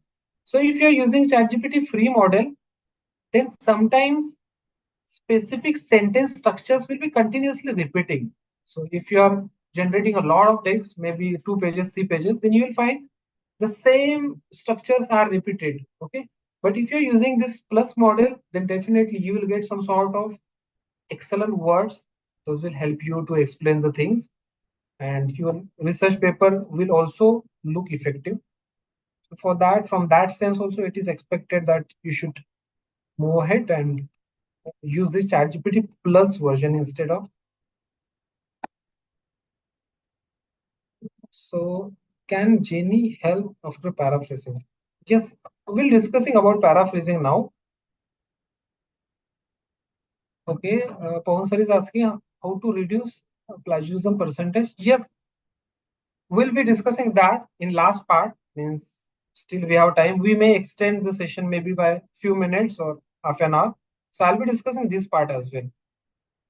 Means most specifically how to reduce this AI score and this plagiarism percentage. Okay, so this is how you can take help of this ChatGPT to draft result and discussion section. So we have few other prompts as well. Means I'll be attaching, means I'll be means giving this presentation to Pal sir, and he will definitely circulate. So I'll be just circulating this as well. Now methodology section. So after generating result and discussion section, you can think about the methodology, because while in methodology, here you can see it is better. You can see here you have to write title detailing about aspect.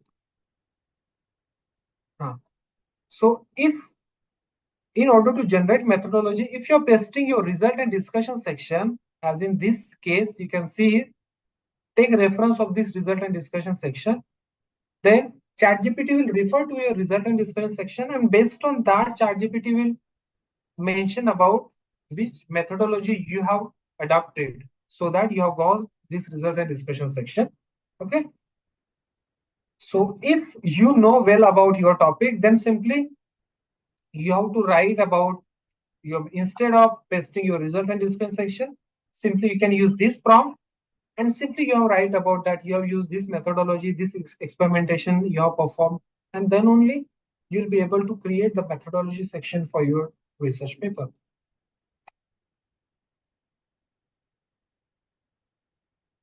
And then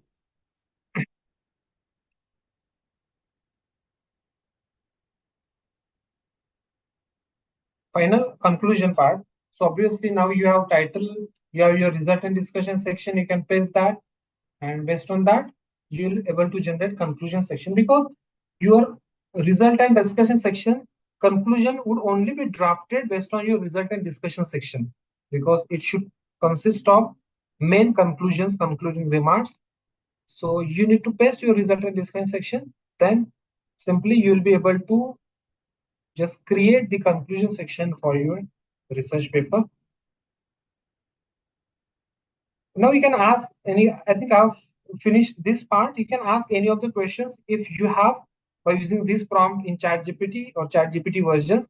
And then most probably now we'll be moving towards discussing few AI tools, and then we'll discuss about how to reduce AI score and plagiarism.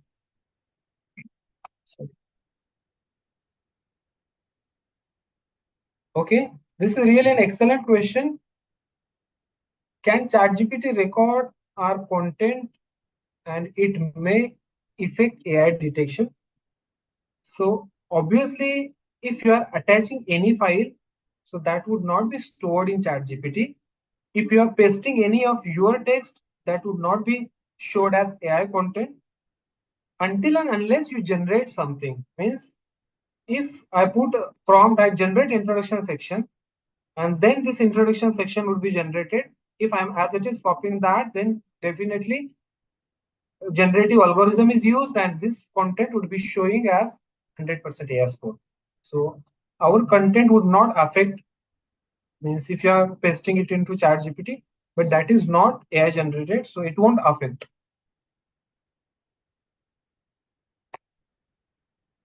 Okay. Now let us discuss about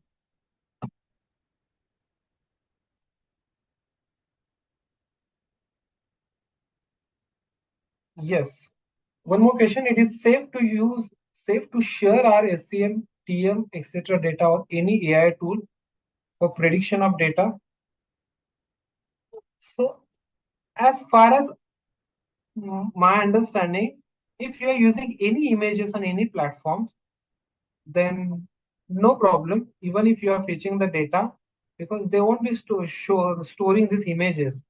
And as far as the AI, the plagiarism checkers are concerned, still there won't be any plagiarism checker. Those detect plagiarism from these images. So no problem. For images, this is no problem. But for data, I recommend to use only verified sources.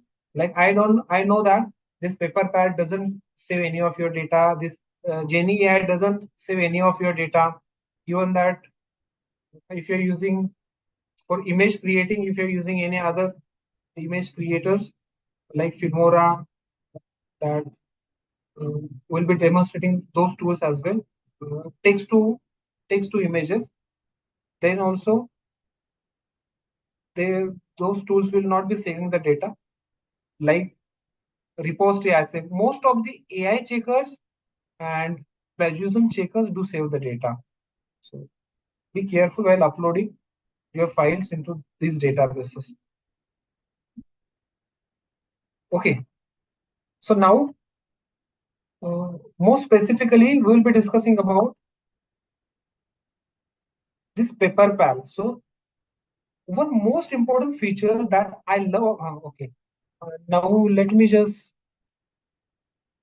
start with the beginning. Okay.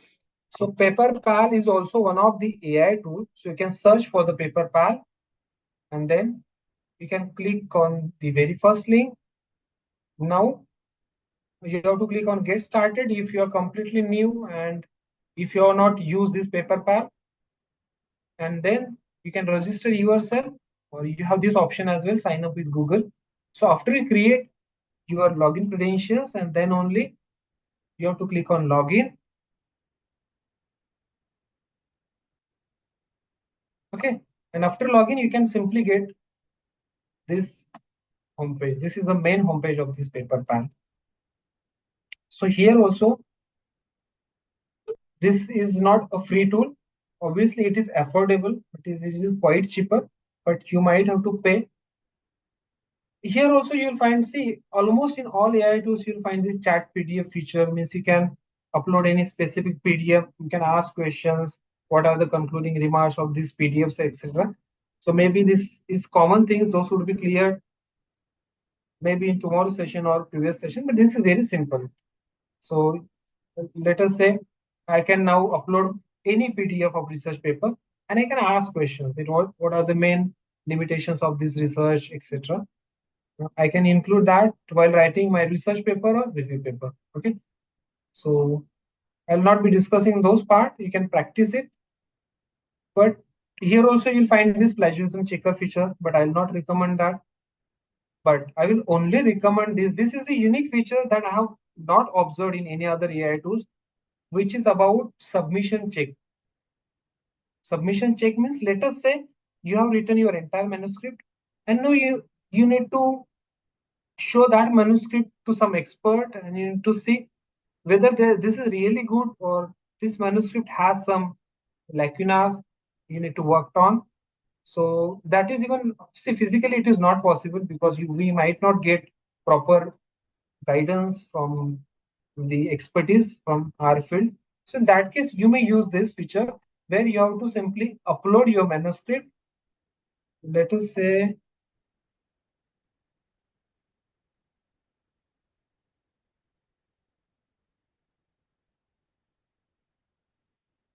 I'll be uploading my manuscript presentation party.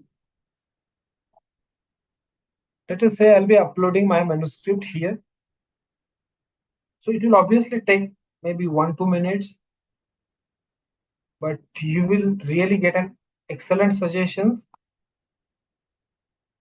So for this feature only, you can use this. You can see the processing has now started, and you will see all these points will be analyzed, means about the metadata, then figures tables, counts, disclosures, references, language, structures, etc. So even though we take care of everything, but still sometimes we make some mistake. We forget to mention or include something. So it is really better that you can check it here, and after that, if you find something is missing, then, and obviously submitting your file to this database won't affect your plagiarism or AI score. Now we can see this. I have not included my author's email. Okay, so maybe knowingly, unknowingly, I missed to enter that. So I can enter that. You're missing word count, missing plain language summary, missing author contribution statement, missing conflict of interest statement. See, all these disclosures are not required for all journals. But yes, in author's contribution statement is demanded by most of the journals. Even missing conflict of interest statement is also demanded. And funding statement if it is funded by somebody. You can see this count. Abstract is too long. I need to reduce the length of abstract. And manuscript is too short. I would like to show you that manuscript so that you can understand what kind of manuscript I have submitted.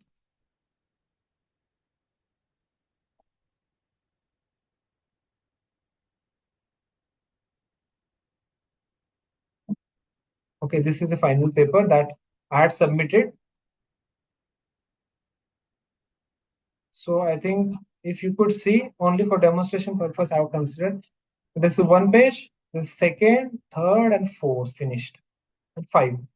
Okay, so that is why this paper pal is clearly showing your manuscript is too short, because at least it should be of 7 to 8 pages, but it is only of 5 pages.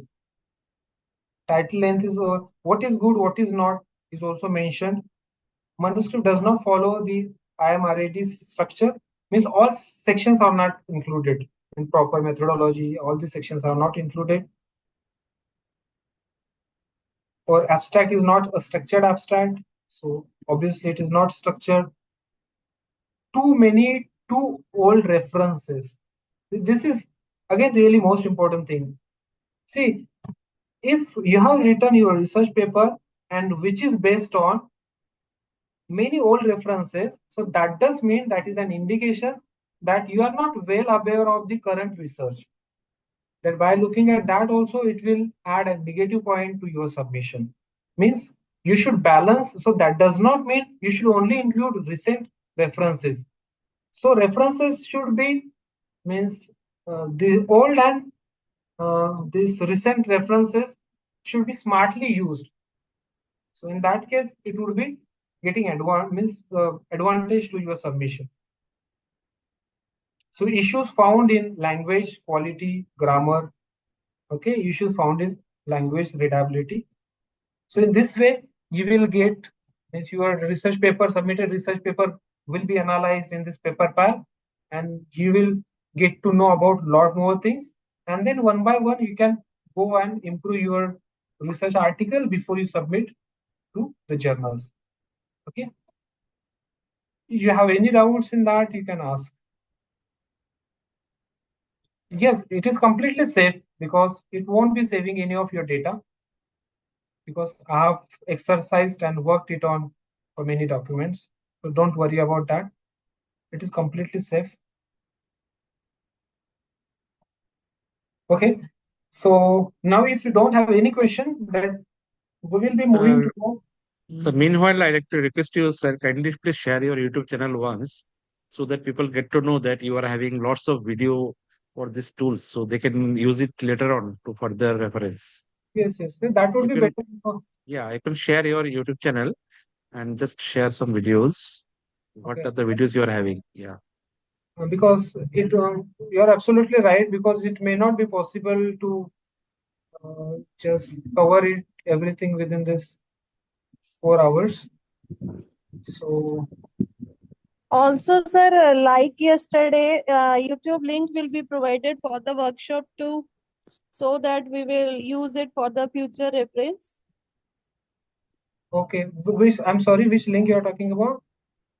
Actually, in morning we have received the YouTube link for the Yes, yesterday's we will workshop. share. We will share that. We'll share Thank you so the much. recording Okay. of each and every session. No issue at all. Yes, sir, that will be very helpful to us. Yes, Yes. yes. Nilesh, sir, please share your YouTube channel, the videos what you are having to the audience so that they will get to know. Yes, sir. I actually put the link in this chat box so they can refer to that, because everything that I have explaining here, so most of the parts I have already covered, means properly. Here it may not be possible within 4 hours, but if individually how to install Mendeley, the video is there. So step-by-step guide I have provided, means starting from downloading, installation, everything, how to install Origin, how to link, how to download, setup, everything is properly explained. So that is because of the time constraint, we cannot include each and everything step by step here. But Please share the screen one time actually, your YouTube channel. Okay. The videos what you used to upload, just show once to the audience. Okay, means You just YouTube, display. YouTube itself. Okay, that would be better.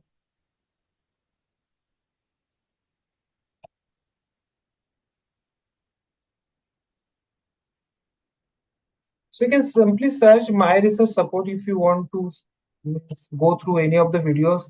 You can open your YouTube and search for my research support. So this is actually my channel. So you can go to that, and in videos you will find almost any videos you will find under the video section.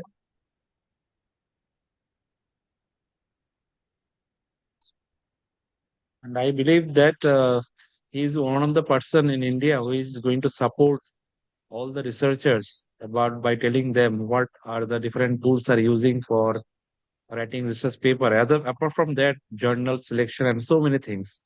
So for research purpose, this channel is very good in India from Dr. Nilesh sir. We must appreciate his effort for his contribution to this research fraternity. So I think Yes, sir. Thank you so much for this. So you can go through that, no problem, and even can I'll be also sharing my. subscribe his channel. So there is almost 2 lakh, 1,87,000, I think, subscription is there. Close to 2 lakhs, maybe soon reaching 2 lakh. Yes. So definitely we must subscribe his channel because every update, each and every tools used to describe with beautiful videos. So we must go to his channel and we must subscribe because in future we may learn lots of things from him. Yes, sir. Please be continue. Okay, thank you. So actually, even if I'm trying to just summarize the things in 4 hours, but I believe that if we explain each and everything in detail, then it will take a lot of time. Yes, ma'am.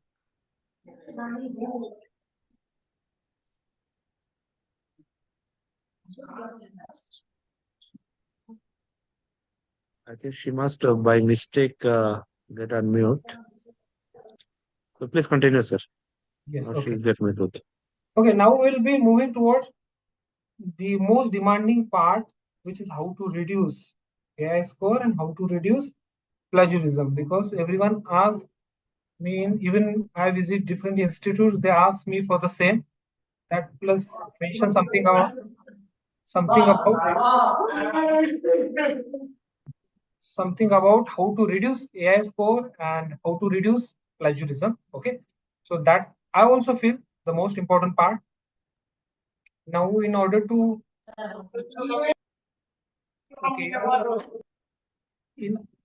discuss that part, so there are two ways by using you can reduce AI score of your documents. Okay, now let me talk about AI score first. So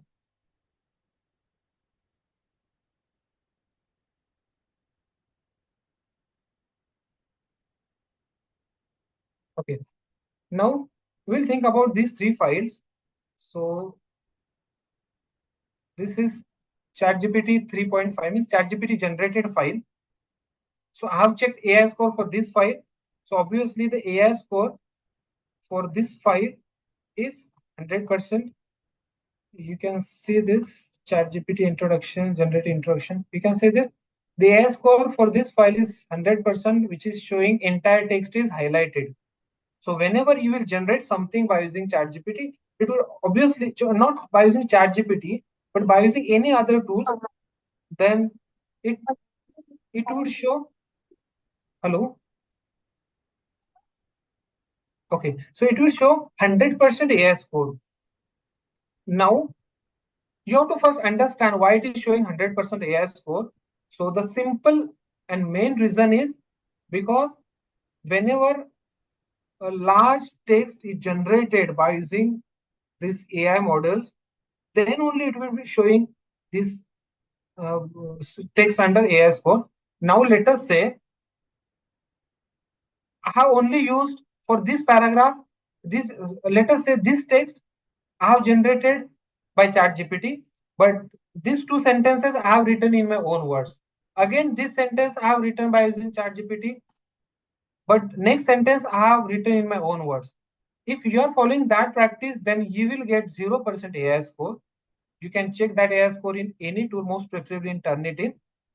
Means this Turnitin or AI detection algorithms won't identify that is AI generated text, because see, now as you have generated these three paragraphs continuously, then this is called as AI tone. Means the sentence structure using the same words and means same voice is completely same entirely within these three paragraphs. Because of that, it is detected at under AI detection tools. Now what I have done is, now let us say I have in introduction, because in introduction, let us say I have generated these three paragraphs from ChatGPT, but now I need to reduce this AI score. So what you can do is you can break the sequences of these paragraphs. I'm not saying sequences of the sentences.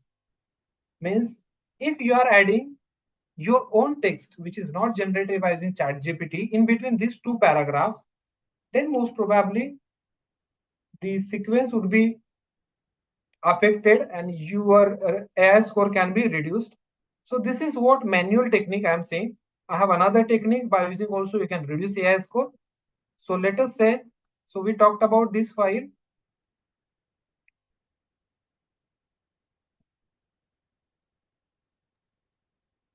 Now I'll be showing you the AI score report of modified file. You can see this. This is the same file, but it is what I have done is, see, now it was showing, previously it was showing 100% AI score. Now what I have done is I have added this sentence in my own words, then I have added this sentence in my own words. So because of that, this sequence have been broken and the percentage becomes 54%. Directly from 100%, it is showing 54%. Okay. So here also, in order to break sequence, I have added one sentence. I highlighted in red, you can see this. But this red couldn't break this sequence because ultimately this entire text is generated by ChatGPT.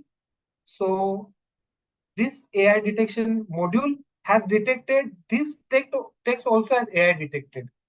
Means it is showing this text is also generated by AI because it is coming in sequence with this large text. But now what I can do is, again, here I may add some additional text, maybe 2-3 more sentences. So in that case, it may be possible that even these 2 paragraphs would not be showing any AI score, and I may get 0% AI score. Okay, instead of 54. In first try, I got 54%. Okay, because see, you can see even these 3 paragraphs, last 3 paragraphs would also be showing 100% AI score. But just because I added this piece of text, which I have written in my own words, this text is not showing under AI. Even these 2 paragraphs are not showing under AI. Okay. So here also, if I am removing this and if I am adding any other text, then there is a possibility that this sequence is also been broken and I'll be getting 0% AI score. So this is what a manual technique of reducing AI score means. If you want to do it, obviously it is little bit time consuming, but is by using that you can do that. Okay. And another technique that I think most of you will prefer is to make use of humanizer. Okay. Right. Likewise, we have rewriter. Nowadays, many AI tools have developed to humanize a content. Means when we generate something by using ChatGPT, as I'm talking about this, I've generated by using ChatGPT. Because of that, it is showing 100% AI score. So now what I will do is I will humanize this content. And simply I'll copy this paragraphs into any humanizer. Now let me just talk about this. This is Stealth Writer. So you can name this. So nowadays, whatever humanizing tools you can see humanizing tools means tools, AI tools, those can be used to reduce AI score. So as compared to all the AI tools or humanizers, only this AI tool is comparatively accurate, which is Stealth Writer. So when you talk about humanizing tool, then there is a risk of losing the quality. So Stealth Writer, you can search for Stealth Writer and then you need to click on this Stealth Writer. Then you will get this page. Okay. But now you have to first log in if you want to use its premium features. Then I have already created, I have my email ID and password, so I can log in with my credentials.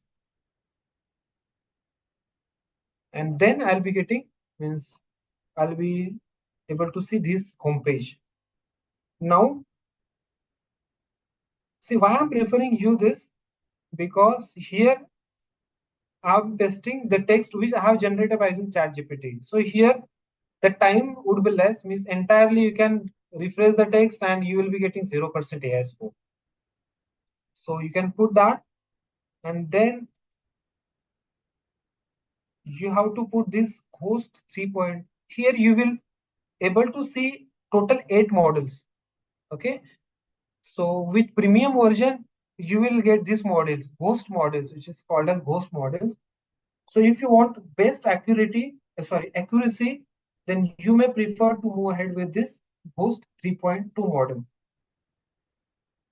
And then you can click on humanize.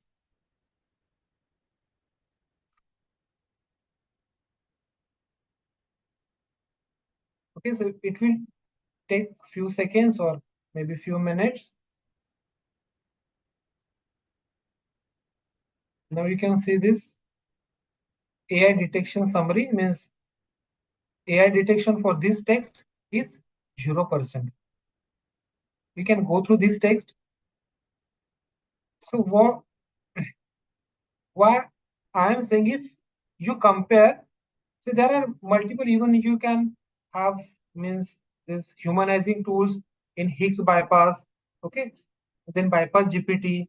So comparatively, all these tools, the quality of this text is comparatively good. I am not saying 100% good, but it is comparatively good as compared to other tools.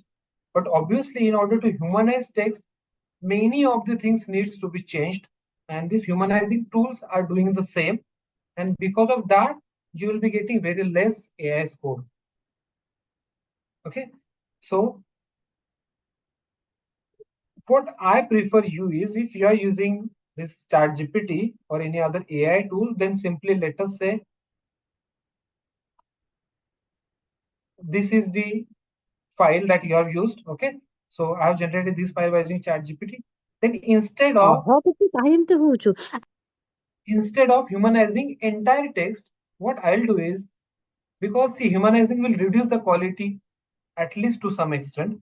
So in order to avoid that, what I'll do is I'll keep this first paragraph, but I will humanize the second paragraph. Then I will keep this third paragraph. I will humanize the fourth paragraph. Then also you have to check your file and you have to see to what extent this AI score has been reduced. So in that way, if you are using this stealth writer, then you can copy that into that humanize at the place where you want to paste this humanized text. And definitely you have to go through this text, and if you want, you can edit if required, so that it would be perfectly matched with the flow of your words in your file.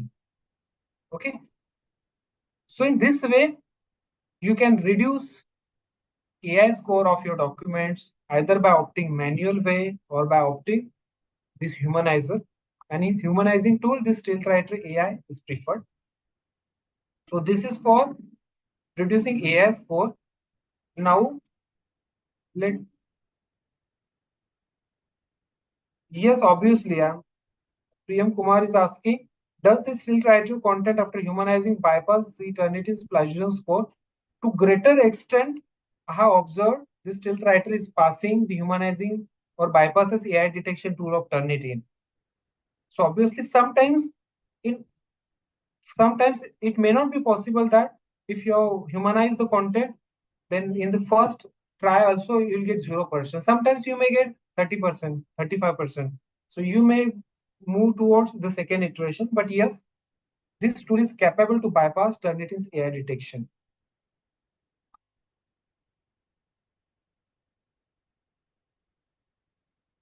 Okay, and even this tool won't be increasing any plagiarism score of your documents. So you need not to, if you think about that humanizing will increase the plagiarism score, then you need not to think about that. Is humanizing text will not increase the plagiarism for your document. So don't worry about that. Now let us talk about Dr. Nilima, please mute. Dr. Nilima, please mute. Now let us talk about the plagiarism. So nowadays it is really very simple to reduce plagiarism. Okay. So for plagiarism reduction, I will prefer you to move ahead and use Qlbot. That is the most effective. So you can search for Qlbot, you will get this page, and then you have to just log in with your login credentials. So after you log in, you will be getting these options. Like Qlbot has paraphraser, grammar checker, and many other tools are also there. You can see AI detector, plagiarism checkers, AI humanizer is also there. But for humanizing, I'll prefer you to move ahead with stealth writer, because the quality to greater extent is degraded in Qlbot if you compare with stealth writer. Summarizer and okay, now here in paraphrasing tool, let us say, let me just discuss about the plagiarism report. Sir, actually, yesterday we got to know somewhat about Kumbhar. Okay. So we will now move towards the next topic, like how to draw the diagram by Yes, using AI tools. yes, I'll Can be you moving please to that. discuss this? Yes, Okay. yes. Thank you very much. Thank you very much. So simply you have to write and you have to choose this paraphrase so that you can reduce the plagiarism. So this is most common actually. So now what we will do is we will just skip this part. Means now we'll be moving towards the second last part, not last part, which is making use of this eDraw Max. So in order to plot diagrams, generally we use different tools, like means Canva is there, we use PowerPoint. Okay, so several other tools even that Photoshop also, some users that many tools are there. But see, this is I think recently I have discovered this tool, and this is really excellent. This, even with the help of text also, you can convert that into schematics or diagram. So that is possible. So you have to first sign up. Means you have to already have this account, so I can sign up. You can click on this sign in option. You have to provide your credentials, and let us say this is my login ID and password. You can first sign up and create your login, and then only you will be able to log in. Here now I have logged in with my credentials. Okay, so here you can see this. You can use this eDrawMax by two ways. You can install this eDrawMax with your Microsoft PowerPoint. I would like to show you my PowerPoint. So you can install this.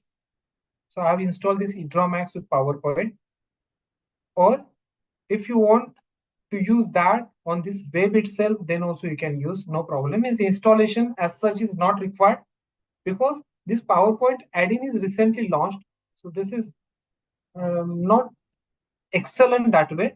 So you can use full-fledged features here itself. You can see here AI PowerPoint feature is there. So I have clicked. So you can, along with me also, you can just click on that. Means you can move to the AI and you can click on AI PowerPoint. Now here, if I want to create any schematic, let us say I'll be talking about, I need properties of any tablets, you can say, or any material. I can say magnesium alloy. You can put anything that you want. Let us say I'm writing my review paper, and in the beginning section itself, I need to talk about the properties of magnesium alloys, or maybe application of magnesium alloys. Then I can select that. I can type, and then in second section, I need to choose the structure, like see recommendation, definition, general, specific, parallelism. Many structures are there. I'll just move ahead with recommendation, and then I need to click on generate PowerPoint diagrams. So you can see this on the right side. This tool has started generating few diagrams.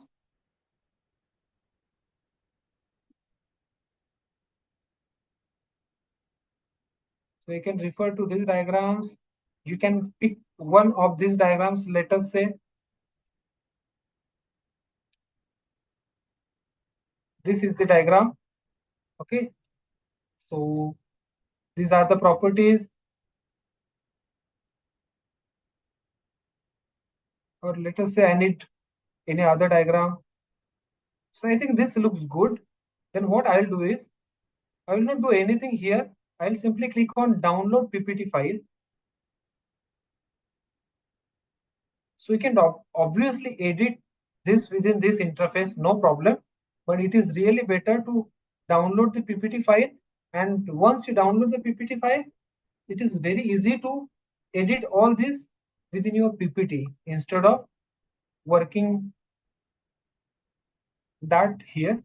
And if you want to download this add-in, as I have said that I have added this add-in here in Microsoft Office, then also you can do this. Means you have this option here itself, free download add-in.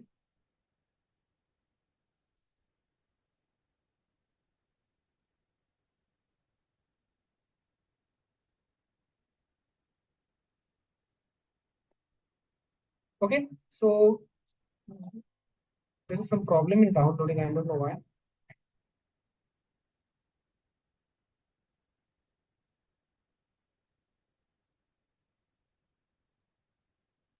So here directly I have shown you that through AI, you can go to the AI PPT and you can directly put the text and you can create the images. But if you can download this to your PC, means you can download this eDrawMax to your Microsoft PowerPoint, as well as you can download that with your Windows. Let me check that.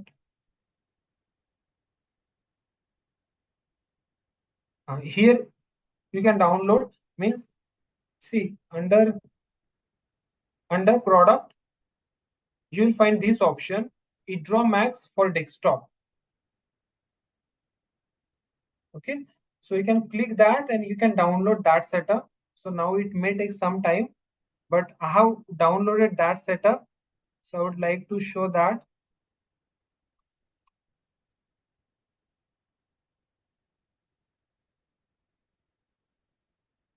Okay, so this is the eDrawMax, Wondershare eDrawMax. So once you download, you will be able to see this on your desktop.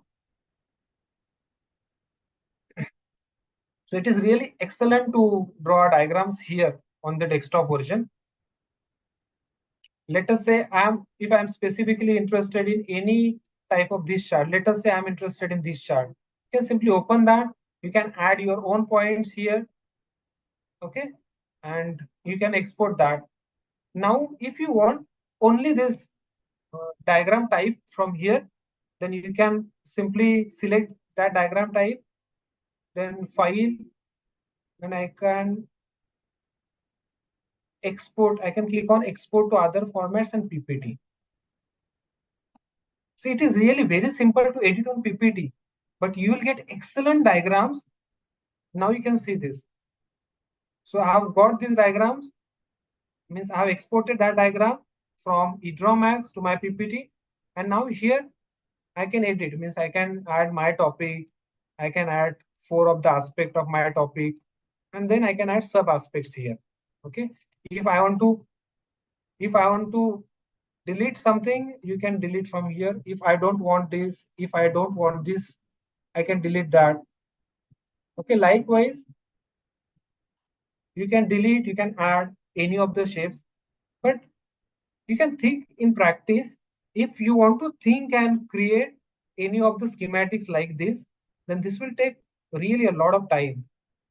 Okay, this is not the only thing, means if you need So to someone is asking, it is copyright free or not? yes, it is exactly copyright free, no problem. Means you won't find any copyright related issues, because see, you will be using this diagram type, but the content would be different. So, and these are figures, so you won't find any difficulty in copyright as well. So And definitely, someone also asking for, can we make graphical abstract by using this tool? yes, definitely we can make. See, graphical abstract, that does mean you cannot entirely, means within single prompt you cannot prepare graphical abstract on any tool, not on this tool, on any tool. But first you have to just, means you have to brainstorm yourself, and you can prepare skeleton of your graphical abstract. Means you have to start with this, you have to end with this, and this particular diagrams you can prepare here. Means on this interface itself, means in this interface itself you can prepare multiple diagrams. Means this is the one diagram. Similarly, you can prepare other, means entirely you can edit here also. If you want to edit, you can zoom, you can reduce. Okay, so you can add. So in that way it will work. But entirely as it is, if you're talking about, means generate graphical abstract on this topic and it will generate, so these things may not be happen. So you have several other options, means you have text to diagram feature. Now I'll be demonstrating that. Let us say, see, we have this option, AI chat.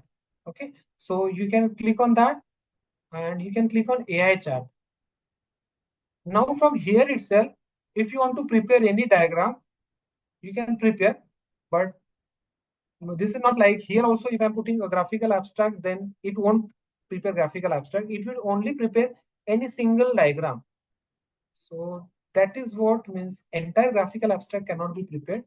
Means you have to prepare skeleton and then that those small diagrams you can prepare and you can paste into that skeleton.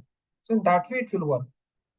But from here also, let us say, as we discussed before, applications of any material means here within this interface also you can put specific prompt and you can create different diagrams. So that is also possible. So I've asked for applications of magnesium alloys. Then this is the text. So the text would be generated, and then you have to click on AI diagramming. Let us say, sorry, no, let us say I need to create the mind map. You can see this mind map of this image is created. So different types of diagrams are also there. This is the mind map which is created from these applications. So I have asked AI chat, if you have specific information, it is better to put that information within this chat box. Then you will be able to create better diagrams. So obviously, if you are not well aware of all these data sets, you can simply create diagram and convert, means export that to Word, and in Word you can edit. Means here itself you have all the options to edit. Means here if you refer to advanced options, symbols, you can add. If you could make yourself familiar with this interface, this is really an excellent tool, and similar to that tool, you won't find any of the tool which is exactly similar to this tool to draw diagrams. You have this option one click beautify. If you want means different colors to your diagram, then also you can do that by using this one click beautify option. So similar to that, means I'm not considering each and every point, but it is very simple. I will simply say that just download it for Windows and just try to use these two features. These are excellent, means AI chat and AI drawing. Okay, so in AI drawing, you will be able to create, means this is not actually most effective, this feature. Now we'll talk about this AI drawing. So describe the image you want to create. Means you can describe any specific image here, and then you can click on create, so that as per your description the image will be created, but that do not looks realistic, so we may not use this feature effectively.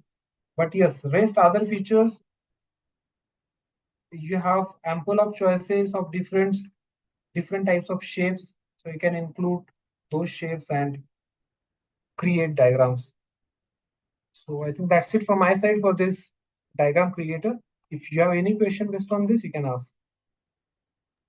So you might have video on this on YouTube, sir, for this intro Yes, max. sir. Yes, sir. On this intro max also I have two videos. So in fact, they will get a basic about how to install PowerPoint add-in with Microsoft Office and even to your Windows as well. So they can go and use.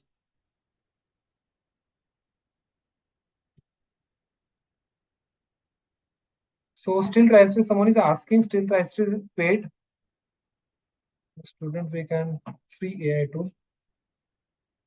So actually, if you think about the free AI tool, because still Writer is obviously paid, but see, nowadays, if you are humanizing the content, your quality would be drastically reduced, even with paid humanizers. So, and comparatively, paid humanizers, still Writer is good. So if you're talking about the free tools, then obviously few of the tools have some, maybe some few, even you can refer to the Qlibot. Then you have few free words, means you may humanize few of the words freely. So in that case, you might have to work on, but I would not prefer you to move ahead. You are also right that being student, it is quite difficult to just take the subscription. But if you are working in a group, maybe 4 to 5, I think 5 logins still writer would allow. So you can 5 together, you can pay and you can start accessing. So that is one of the way. Okay. So Kulboti, I think explained yesterday, so we'll not be talking about that much. So that's it from my side. Now the last point I'll be discussing about maybe in 5 to 10 minutes. I'm sorry that I have delayed the things, but in 5 to 10 minutes we'll be talking about journal selection, and we will ending up this session. So now,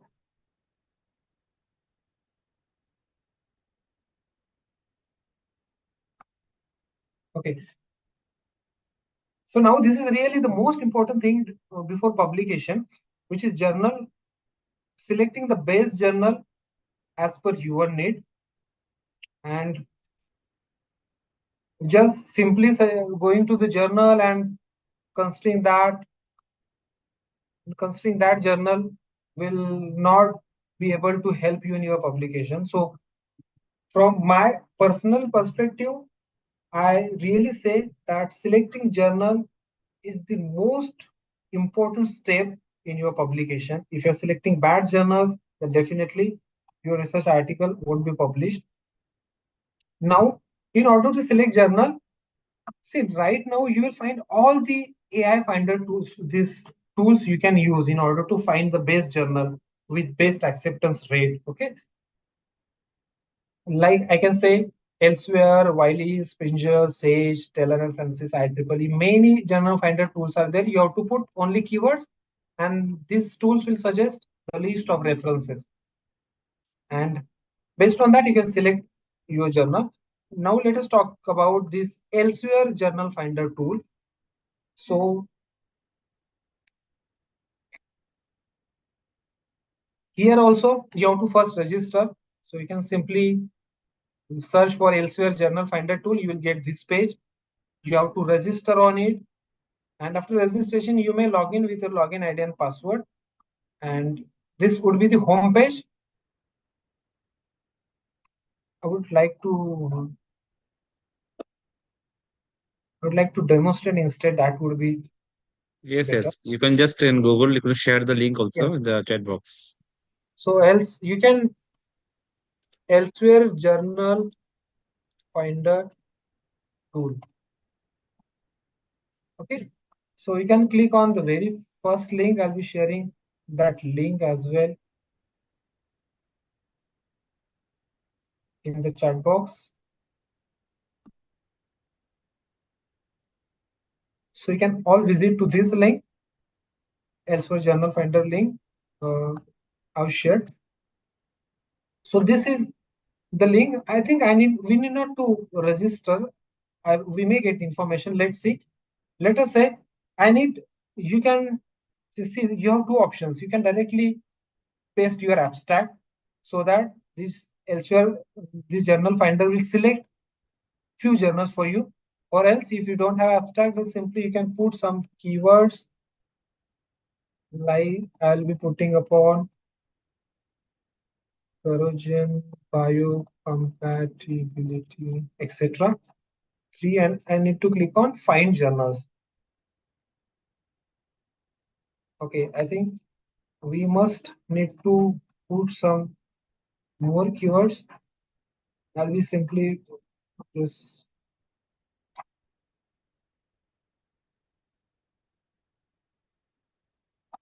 you can add some more keywords, or you may paste your abstract. Let us say I'll be putting my abstract to see.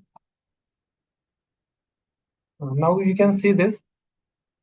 Simply I put my abstract here and I'll click on find journals. And here I have got everything about the journals. You know why I tell you to refer to the journal finder tools? Because of this part, acceptance rate. So you won't find this acceptance rate on their homepage, main homepage. But you will find for all elsewhere journals, you will find not all, few of those are mentioned clearly, but few of those somewhere you may not find that. So most of those have clearly mentioned the acceptance rate. Here you won't find any acceptance rate. Okay. So acceptance rate, that does mean for every 100 articles submitted, 39 articles would be accepted.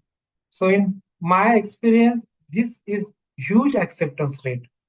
Okay, because most of the journals have 2%, 3% acceptance rate, but here for this journal it is 39%.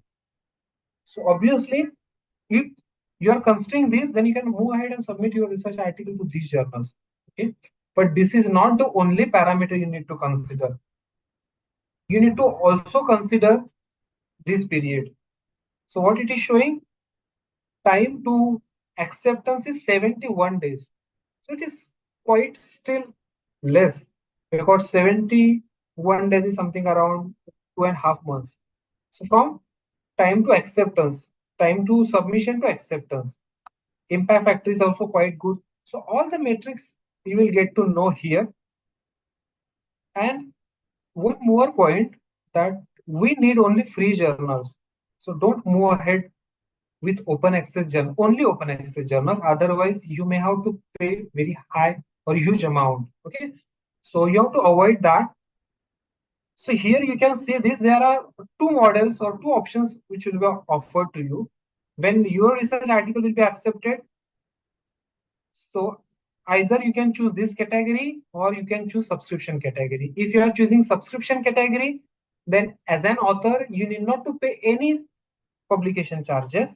But the readers, those who want to read your published research articles, those need to pay to the journal, and or maybe their universities need to be paid to the journals, and then only they will get that access.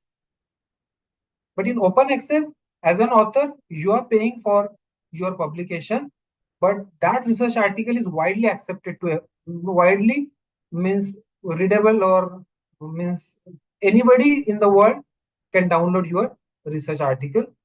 So one most important part is, if your research article is published in this category, then comparatively you will get many citations. That is quite hampered. The number of citations quite hampered here if you are publishing freely. But there is a lot of difference in the cost. So I'll never recommend you to move ahead with open access until and unless you have some funding. Many foreign universities, even in India also, they have funding for this open access fees. So in that case, definitely you can move ahead and just pay this open access. Otherwise, simply you can choose this. Okay, so you have these options also. Means if you need only free journals, you can may enable this or disable this. Okay, then accordingly the other journals will be suggested. Then if you need specific impact factor, you can just change these impact factors from here. Means if you are interested in specific impact factor, if you want to publish means acceptance rate within 1 month, you can do that. You can change this filter. Time for acceptance or many other filters are also there. So in this way, if you are analyzing the journals, then definitely, obviously, see, if you are submitting your research articles in high acceptance journals, then there are obvious chances that your research article can be accepted, or maybe you will be given revisions.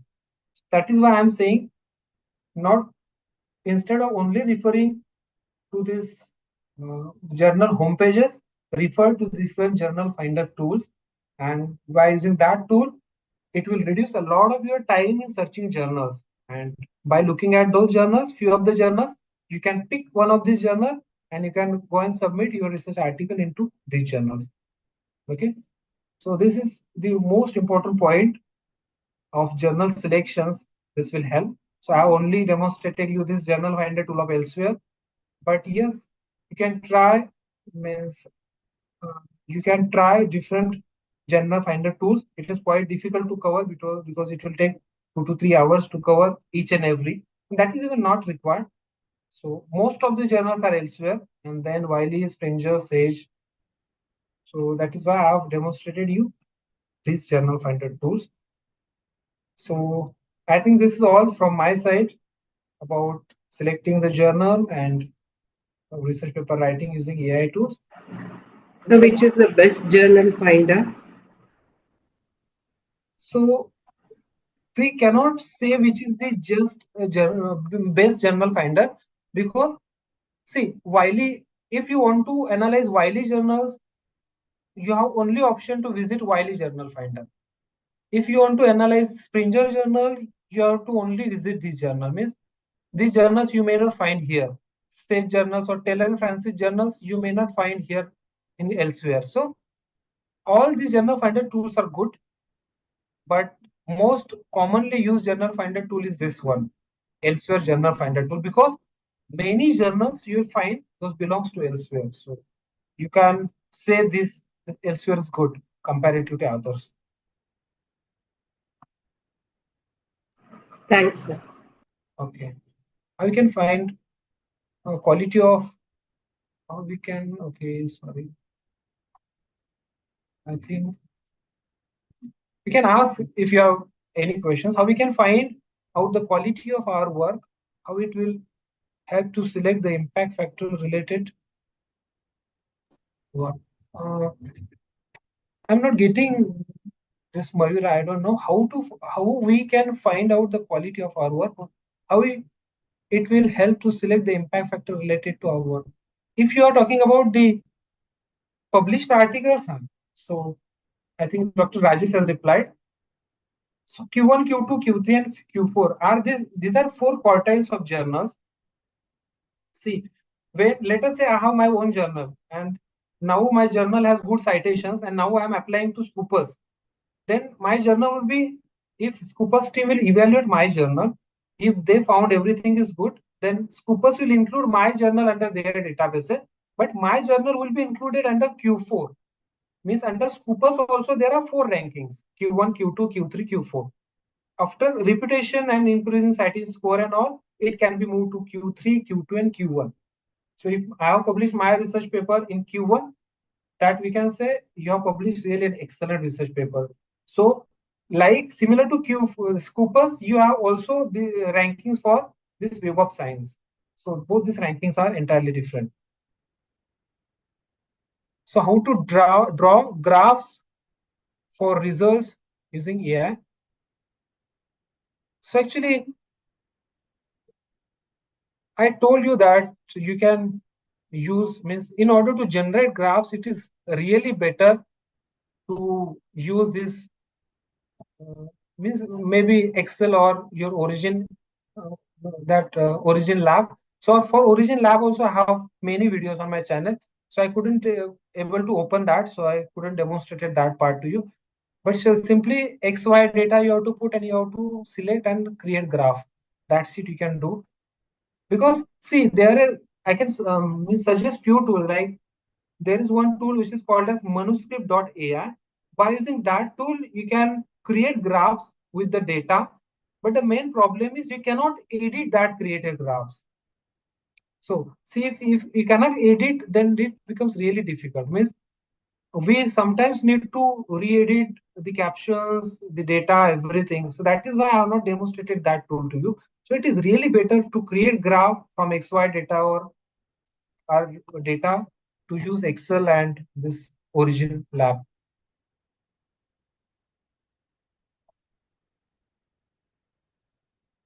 Draw diagrams of assigned measurements, notations of 2D, 3D structure figures in it too. So I'm sorry, but specifically I cannot mention any tool for this notation of 2D, 3D structure figures. I may need to look into this. How to draw graphs of results using AI. Graphs of results using AI. So see, I don't know actually what you want to ask, means how to draw. Participant can unmute and ask, so they can unmute. If someone is ask, that would be better.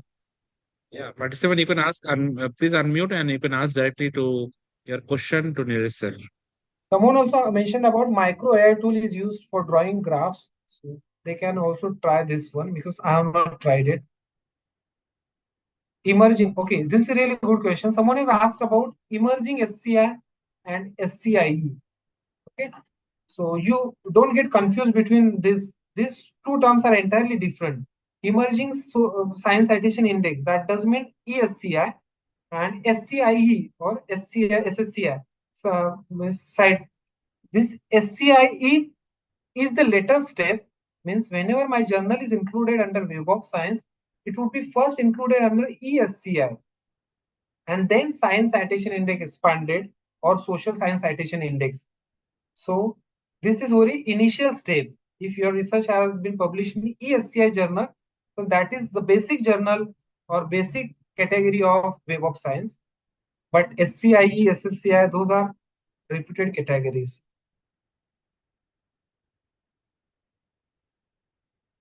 Okay, you can ask if you still have any other questions. Yes, participant, you can please unmute and you can ask.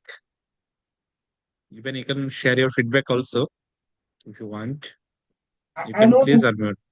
this is Yes, yes. quite fast, and I have only just presented some overview. But in that was actually in 4 hours, it was not possible. But maybe in future, definitely on specific topics, means how to publish research papers, starting from preparing for articles, selecting journals. We may plan for other sessions as well, maybe in person if in future it is possible.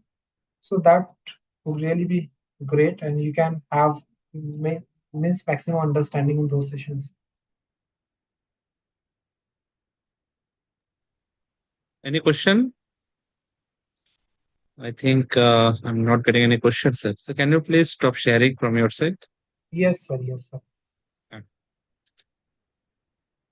So thank you, sir, for this insightful session.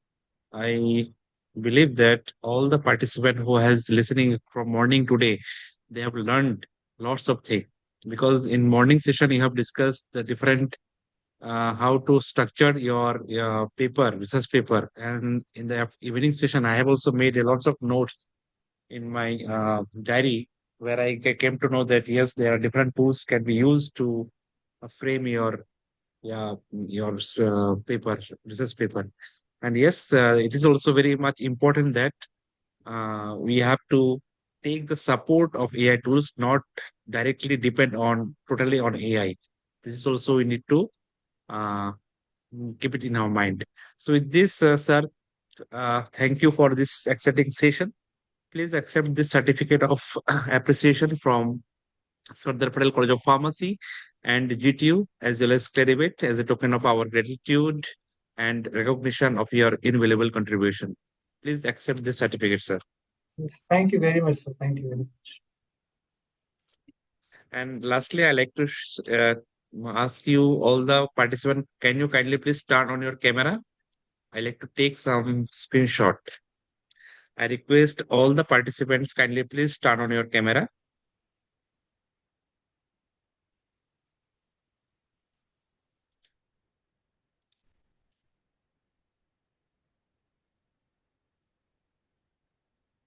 One second, I'm taking the photos.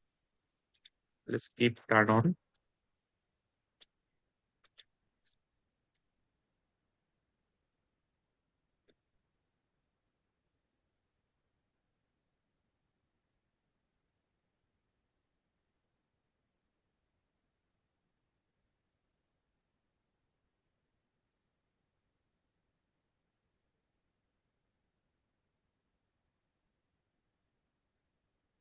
Yes, thank you. Thank you all for listening to our Nilesh Kumbhar sir from morning 10 o'clock to it's now around 2:45. So it's really commendable. I believe that you learn a lot and you can apply for your research journey. But yes, with ethically, because in as a academician, we need to use everything with ethical practice only, so that we can grow in future. So with this, I like to conclude today's session. I'm going to share the feedback link in the chat box. Please, you have to fill the feedback link as soon as you receive that. So Nilesh sir, thank you, sir. Thank you for your exciting session. It's really awesome. I can see there are lots of feedback in the chat box that they are really get a lots of information from you, sir. Thank you, sir. Thank you very much. Yes, sir. Thank you very much to you as Thank well. you so much, sir. Thank you.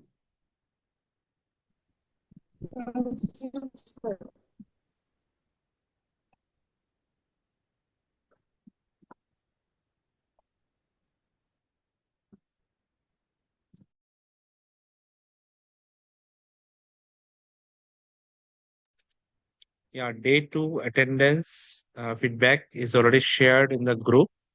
Please check it and you can please fill it. It will take hardly 1 or 2 minutes.